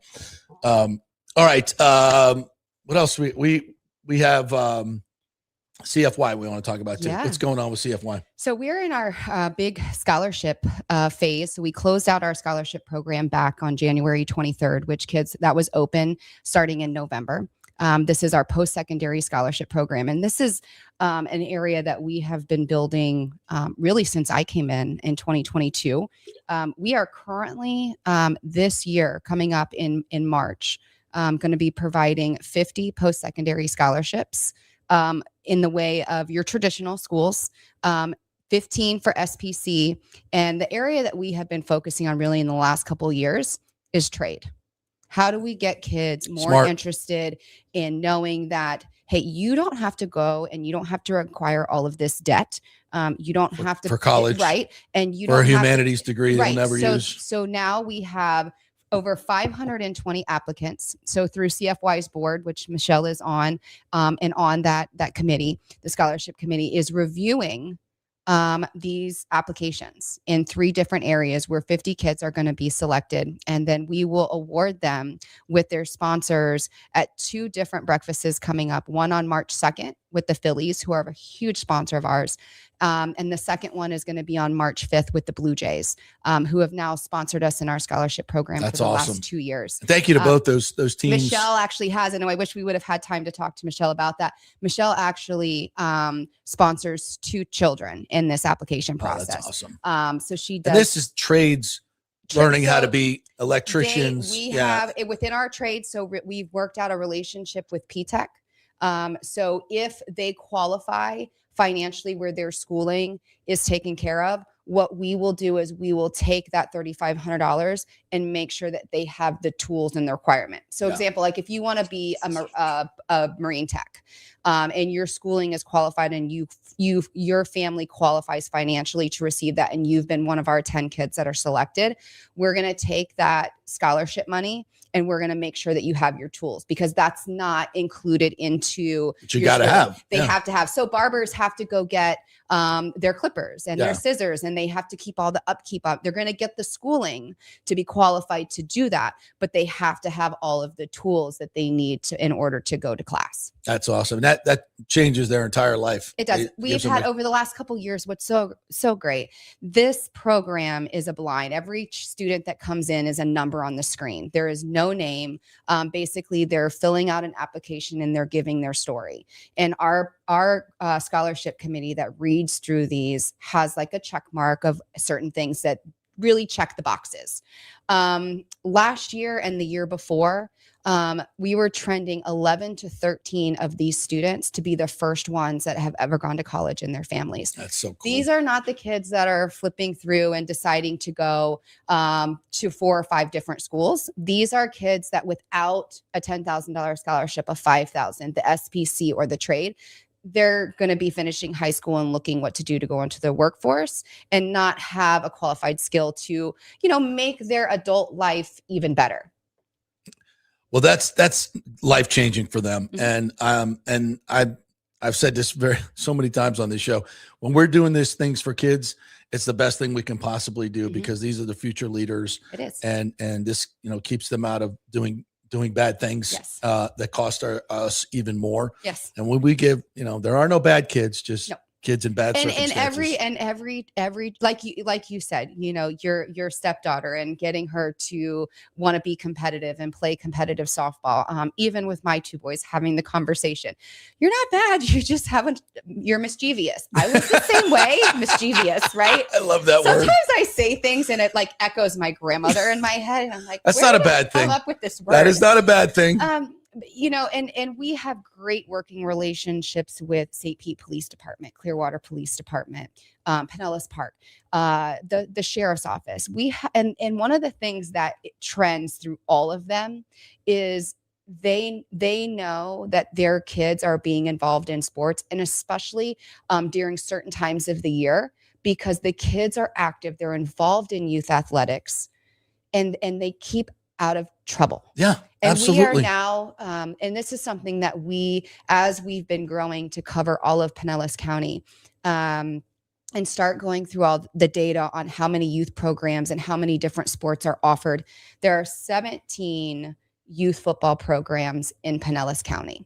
This fall in our September grant cycle, number 16 and 17 came in, which we approved. So we are now funding at some capacity all 17 youth and cheer football programs in Pinellas County. Now you guys are, and I if you guys are looking to donate some money and make a real difference, CFY is, this is, and I've known you for so long and you're so passionate about this, and there's so many places you can give your money. I'm just telling you, a lot of times that money doesn't do what you think it's going to do. This is really impacting kids and changing their lives. You guys take money to the street, helping kids better than any organization I think I've ever seen. Well, thank you. It's been a lot of fun being, like I said, I came in 2022 under Kevin Dunbar as our executive director. We have grown from being the nonprofit funding in just Clearwater with 10 programs to, in 24, we expanded into St. Pete to fully cover Pinellas County, over 54 youth programs last year, surpassing the $1 million mark in giving. Mm-hmm. And we're funding through our 3 pillars. So education that we're talking about now, this is our season for education. Youth athletics goes through 6 grant cycles in a year. And then our water safety program in partnership with Pinellas County Schools, we're reaching about 17,000 children in Pinellas County. And these are the most underserved areas. Basically what we ask for a program in Pinellas County looking for funding, if a child attends a Title I school, they're eligible. So we don't ask for family documents. We don't ask for any of that. We just ask that program to give us a roster of where those children go to school. And that then qualifies them to receive funds to lower the registration cost. Yeah. Right. So those kids can play, whatever the family skin in the game can be. If it's $50 of a $200 registration, CFY is there to cover the rest of awesome. It. And because we can't break down athletics. We cannot break down activity for our kids. We know they already get less and less. Well, we know the food game is more of a struggle than it's ever been before. These economic times. Have to keep our kids involved. And we don't want families, hardworking families that crunch the bills every month and their son or daughter want to be involved in something, but everything else comes before those extras. Right. And we don't want those kids to be left out because the family doesn't have the funds for the extras. you guys are doing great work. Brooke, thank you so much. I really appreciate you jumping in today. Always love being here. And I get to come see you tonight twice in one day. Absolutely. I love it. And tonight's going to be another great celebration of Olympics and all that fun stuff. All right, we've got one more guest. Jerry Schaefer's going to join us here in just a little bit. We got to take one more break. We'll do that. I apologize to all you in the comments here today. I know we haven't gotten to you, so that's one day we don't bitch about Todd Bowles, but we can do that. we can use a break, right? We love you, Todd. Though we love you absolutely. Not some of these people though. Quick break. We'll come back on the other side and we'll finish up today's great festivities and talk a little bit about the Rays renderings as well. Stay with us. JP here for Riveters, our new official sports bar and grill of the JP Peterson Show. And just like our show, no BS, no corporate chain feel, just amazing, authentic folks serving great comfort food in a casual atmosphere at unheard of prices. Riveters is located just south of Raymond James and Steinbrenner Field on Dale Mabry, walking distance to the park. So free parking, great place for pregame and post-game. Let's talk about fresh food. Nothing is frozen. Burgers, wings, prime rib, roasted fresh daily, never frozen. That makes a huge difference. The mahi, the salmon, also super fresh. All our sauces are original recipes made in-house. Our Warhawk chili and fully loaded potato soup is made fresh in-house. It's the best food anywhere, served by people who actually care. Riveters on Dale Mabry, just north of 275, just south of where the Bucks and Rays play. We'll see you there. Welcome to Kingmakers, home of the JP Peterson Show studio and Tampa's premier business networking and social club for members only. By day, it's an exclusive, vibrant co-working space with a stylish conference room, focus rooms, a full production studio, and an in-house marketing team. And by night, Kingmakers transforms into a sports-centric social hub with a full sports bar, golf simulator, and exclusive events. For young entrepreneurs and seasoned professionals, it's the perfect place to work hard, play hard, and make big moves in Midtown Tampa. Close the deal, celebrate the win. Only at Kingmakers.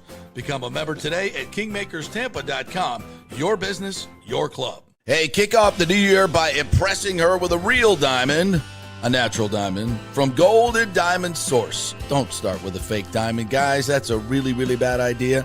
And if you're ready to pop the question, find the perfect engagement ring at the Golden Diamond Source, just like I did, just like Nick did. It is the best selection, the best staff, the best everything. And discover the new Emily collection by Emily Johnson Weintraub, a sleek and modern jewelry line that makes everyday gifts absolutely extraordinary. And by the way, gold prices have never been higher, so turn that old unused gold into cash or a stunning new piece. Just take it on down to the Golden Diamond Source and trade it in. Lots to get done at the Golden Diamond Source this new year. Start with an engagement ring from the greatest, the Golden Diamond Source. 3800 Alberton Road, always online at the Golden Diamond Source. It's some love you give only at Golden Diamond Source. Ciao, Paolo Tini here, owner of Caffè Paradiso, voted number 3 People's Choice Award on Open Table. I want to thank all our loyal family of customers that have been enjoying our great traditional Italian dishes we make from scratch every day. It's a great family story we're proud of. Our family moved from Rimini, Italy in 1984. My dad, Caesar, started Donatello, and that's where I got the start in the restaurant business. I started Caffè Paradiso on South McDill in 1995, and we've been there ever since. From our traditional ossobuco, a veal slow roast for 4 hours, to our daily fresh catch, the Gruppo Paradiso, with a piccata sauce and lobster claw meat, homemade pasta like lasagna, farfalle salchicha, which is a bow tie pasta homemade with fresh sausage. Hold on a minute, JP's favorite. I love it. So come and have a glass of wine with me on South McDill. Get a reservation on Open Table and see all our 5-star reviews. Ciao, see you soon at Paradiso. Let's go. Right now, back to the show on FanStream Sports. We're producing on the air here today. We're making the change up. Thank you, Brooke. Jerry's moving in. And a big thanks to all of our sponsors here today. We probably haven't given them the due that we normally do because of all the changing around we've been doing today. So a big thanks to Riveters, Italiano, Golden Diamond Source, Kingmakers, Third Generation Plumbing, Cafe Paradiso, Genesis of Tampa, all you great folks, great local companies that allow us to do this on our busy days. And we don't get all their live reads in, so we apologize, but I know you guys. Pitch Roofing. Pitch Roofing. We got to get their logo up here. They're new. But I will say, I will give the Pitch Roofing live read here real quick because they are new and we love having them on board. Pitchroofing.com is where you need to go. And if you're looking to get some roof work done, what I love about this company is they are here to educate you about your roof and not just give you the lowest bid and do some crappy job, take your money and get out, because there are so many bad roofers out there. It is like an epidemic. So you got to make sure you're going with somebody who's reputable. And I'll tell you right now, they're not going to be the lowest bidder. And that's a good thing, because you don't want the lowest bidder, because that's a terrible job you're going to get if they do the work at all. It happens all the time. So go with somebody you know and who you trust. And I've met the people that run this company. They're great, great folks. They're honest folks, and they're going to get you a good job done for a good price, and it's going to be quality work. And if you get an estimate now, you'll be in the running to get 2 tickets to a Lightning game up in the Mark, which is where you get all-inclusive food and beverage, where my studio is, and I'm going to throw in a backstage tour of the studio as well. So get an estimate from Pitch Roofing. They tell you get 2 or 3 estimates. They're very confident that once you meet them and talk to them, that you'll choose them, and that's the way it should be. pitchroofing.com. Great folks over there. So get a free estimate, get in the running in the sweepstakes for those 2 tickets, and we'll be giving them away on the air at a later date. All right. I want to welcome in Jerry Schaefer from the Red Star Foundation. Jerry, thank you. Get up close on that microphone if you would there, my friend. How are you?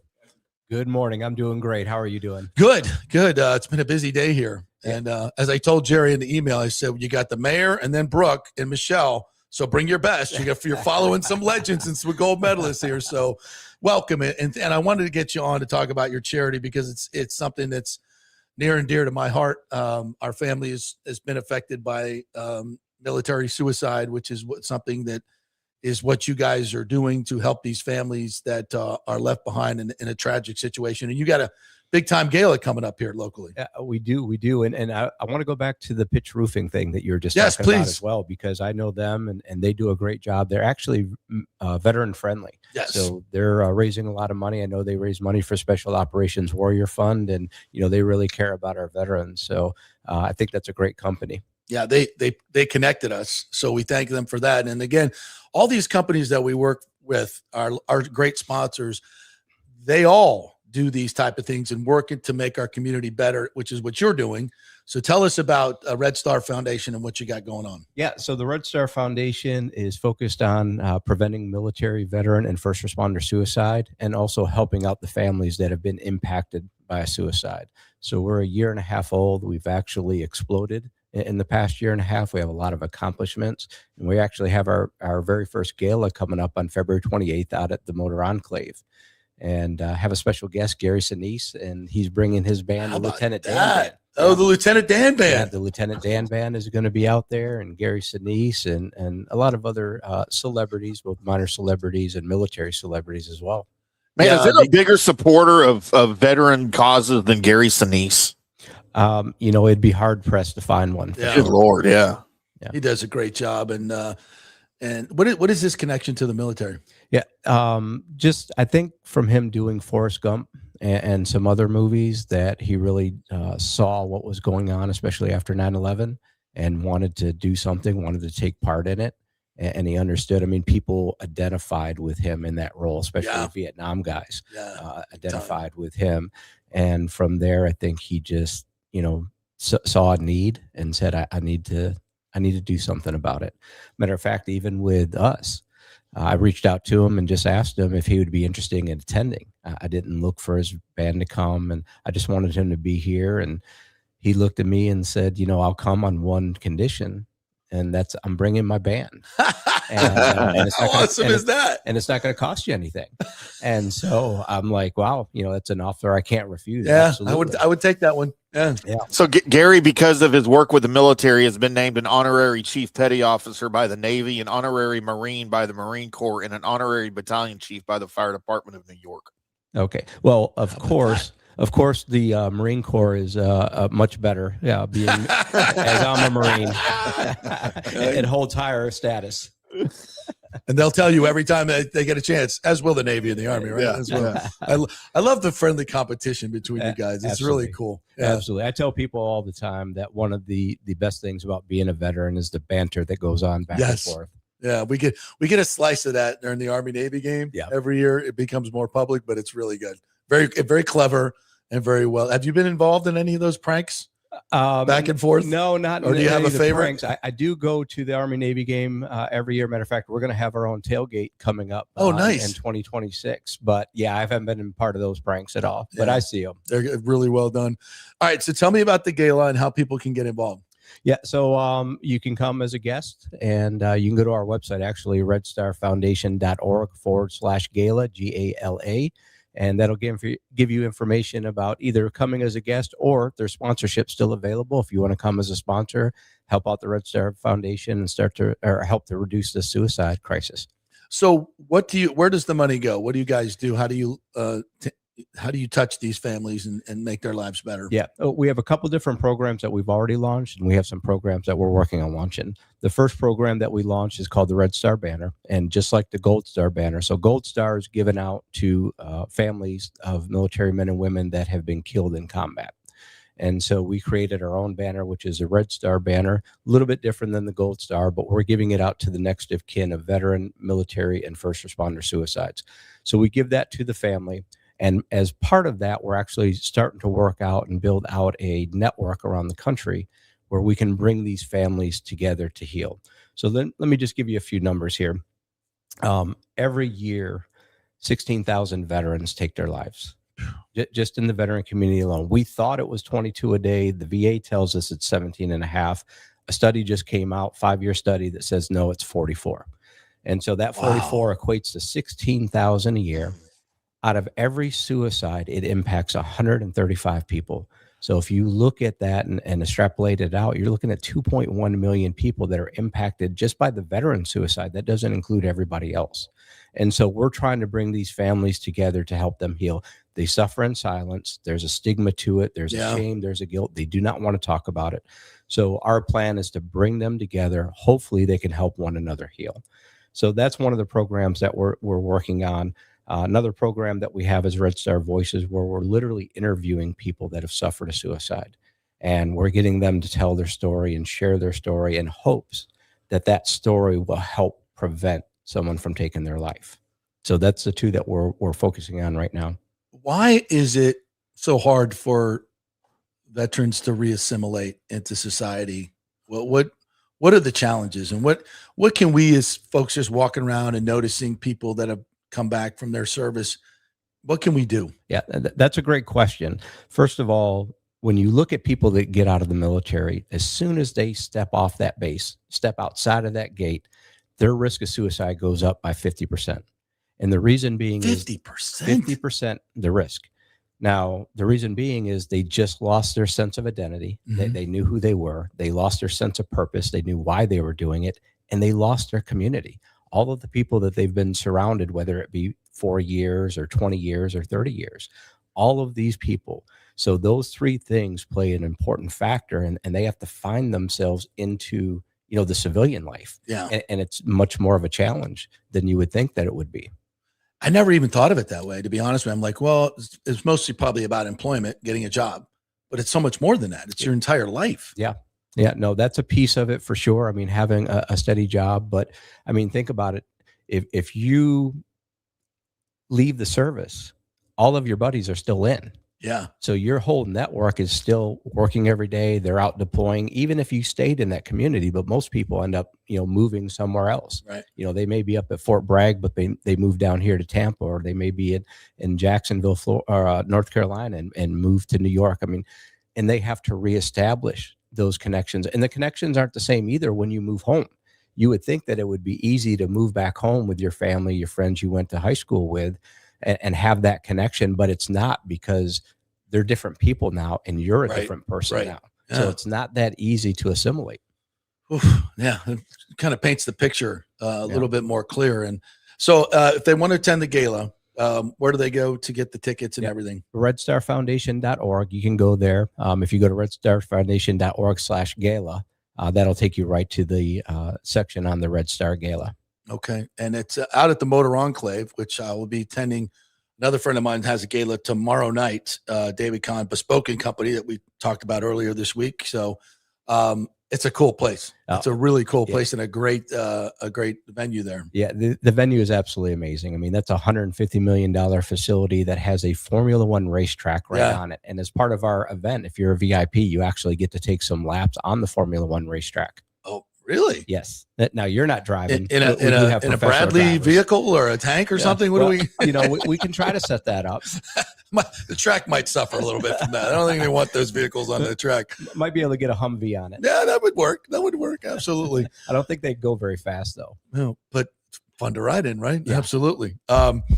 Well, thank you so much for coming in, Jerry. I really appreciate your time and your patience. Waiting in not a bad waiting room though. Right? No, beautiful. Did you play a little NBA Jam out there? I didn't turn that on, but I was looking at the bar in the back there. is. We have our own sports bar here. There's a golf simulator. If you like to take a few hacks, you can do that too. Jerry, thanks so much for coming in. Really appreciate you, man. Yeah, I love it. Thank you. We got to produce on the air, so if you want to, if you need to leave, or you can hang out, do whatever. You want to go play golf, go do that as well. Yeah, appreciate you. Thank you.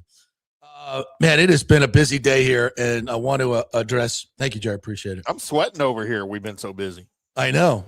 You want to pop those renderings back up, because I think we had some people talking about that as well. Might be my blood pressure too. You never know. Yeah, might be your blood pressure as well. That is a those renderings, man, are super, super cool. Super cool. It's, this is what brings it to life. This what kind of brings it to life, and hopefully turns some of the negativity. Although I'm sure all day long, you jerk, you had to do that, didn't you? For those of you listening to the podcast, he just put up Squishy or whatever the hell that mascot's name is. Get out of here with that. It's pretty gross. Isn't it weird? I don't know what that gross. is. Yeah, I'm not gonna lie. All right, I know we got tons of comments in here. I want to first of all get to the money. We did have a super chat here that I'm trying to find. If you find it, Tim, you go ahead and pop it up. Yeah, it is Richie. Richie P. Thanks, buddy. $10 super chat. Yeah, addressing Bob. West Tampa has nothing but love for you, sir. On the Riverwalk being extended, are you on board? Are you on board? And it's amazing we would reconnect the trolley back to Ybor via Palm Avenue. Yeah. So I think he said that. Yeah, they're going to extend the Riverwalk all the way to Rick's on the river, which I guess is close as you can be to West Tampa, right there on the river. Yeah, it's amazing, the vision, and that's what I really want to get people, even more hyped about. Is it's not. Look at this. Look at that. It's not just a baseball stadium. In the upper right there, I think of that aerial shot as the concert venue. I think they're going to put a 3,500 seat auditorium concert venue in there, which would be kind of really cool. So, this, I saw some people in the comments talking about how this looks somewhat similar to SoFi Stadium, of course, in LA. And for anybody that's been to SoFi Stadium, you see that pointed roof like that, and of course it's not connected. It's all open air. There's no air conditioner at SoFi. They don't need it there. And this will obviously have AC in it. But that whole roof that you see from an aerial view of SoFi Stadium not only covers the football stadium, there is like a 6,000 seat open air concert venue in there as well under that roof. Like it covers all of it. Oh, now look at the sides here. Is that glass? Is it going to be enclosed in a seat, or is it going to be? That looks like it's all glass to me. Like looks like it is all enclosed. Yeah, because you've got the doors right there. So to me, it looks like it's all enclosed and all glass, which is going to be great for day games, man. Danny Boy said per Evan Klosky, capacity 31,000, and you can put down a non-refundable deposit of $20 to secure a spot.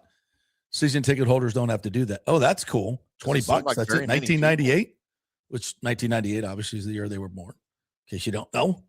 Correct. Danny Boy says I could see a 2031 Caribbean series coming to the new ballpark. Well, if we get it done by 2029, why not the World Baseball Classic? Hello. Wouldn't you want to put him to Tampa instead of Miami? I mean, let's be honest. Man, 31,000 doesn't seem like very much.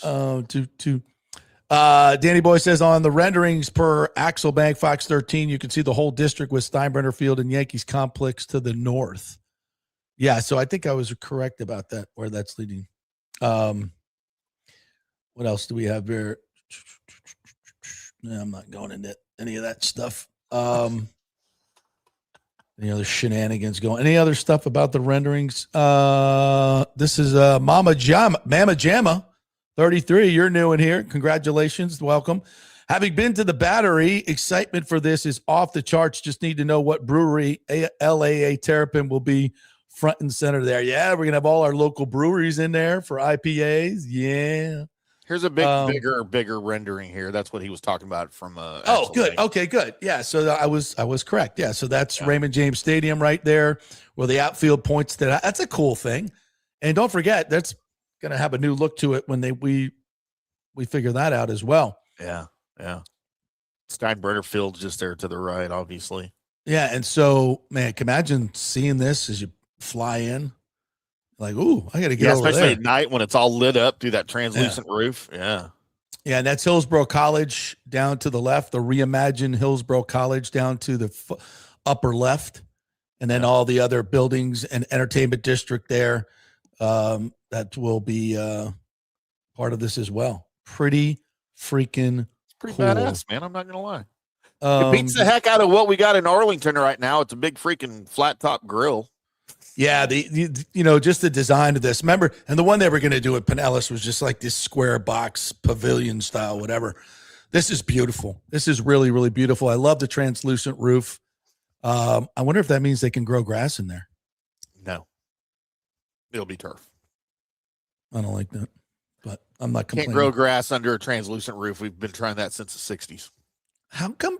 But they have to have some type of coating over it so we don't get the greenhouse effect. Right. So that probably takes away any of those needed. Because as I've explained before, I don't think you'd heard this. That was the original concept of the Astrodome. There are still translucent panels. If you look at the roof of the Astrodome, everything over the outfield was translucent, so that the outfielders weren't looking at translucent panels. That was all solid. But from the batter's viewpoint, all of the roof over the outfield was translucent because they thought they could grow grass, and they tried, but it kept dying. And that's why they had to invent AstroTurf. And that's why it was called AstroTurf, because it was built for the Astrodome. Ah, gotcha. Danny Boy says expanding the TPA Sky Connect to the sports complex there and ultimately to the Brightline station in Tampa, wherever that is. Yeah, that's what Mayor Buckhorn said. So you go from the airport rental car place, the big thing they just built there, where they have a train that goes to the airport. So that also will work as the airport stop, and then you get on the other train and go to your gate. So that's cool, to the terminal. So then that connects down, kind of down through West Tampa instead of going down Del Mabry, kind of down West Tampa towards. I'd like to see it kind of cross, get down towards Kennedy in that area. Yeah, and then downtown. Then connects to and then to the West Shore area, and then one day we will cross the bridge. At what point do we just get it? Why can't we all just get along? Yeah, it's crazy. All right, listen, we'll have much more on this tomorrow. Crazy good show today. I think that Bob Buckhorn interview, and understand, folks, this election is next year, so he won't be voting on anything this year, but obviously Mayor Castor is very much on board, much like Mayor Buckhorn, to get this done. And again, this is so much more than just a baseball stadium. And if we could just get past this whole idea of, oh, you're giving money to billionaires and my tax dollars. Look what happened. You heard the mayor, $100 million investment from the city and the county in Water Street, given to a billionaire, Jeffrey Vinnick, produced $1.2 billion in revenue back to the city. So all those areas that, ConAgra and the parking lots and all that other stuff that were producing no revenue, just like this, what you're seeing here, this rendering right here, right now is mostly parking lots, pickleball courts, and tennis courts, and a college that's going to be reimagined and updated. So none of that is producing revenue. So you're like in the Tropicana Field thing where you were taking property that was worth $700 million and giving it to that group. That was wrong. Now, this property that you're giving to this group is only valuable because they are bringing you a baseball team. Do you understand that concept? Okay? This is why there are 6 to 12 other cities that would just line up to get the Rays. So all of, you want to count your little shekels and get out of here.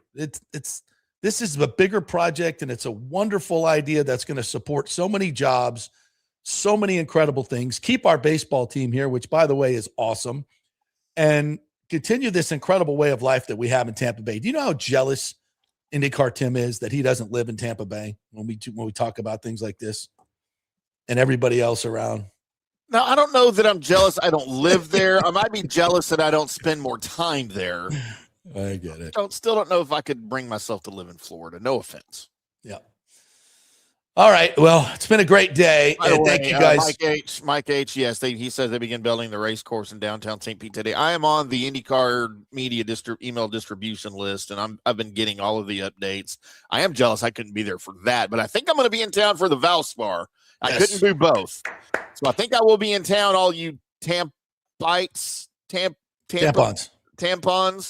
And I'm sure JP and I and maybe even Johnny Gerber be hitting the town here a couple of nights and make sure you guys know where we're at. Maybe we'll be at Kingmakers one night. I don't know. Yeah, we'll have a meet and greet.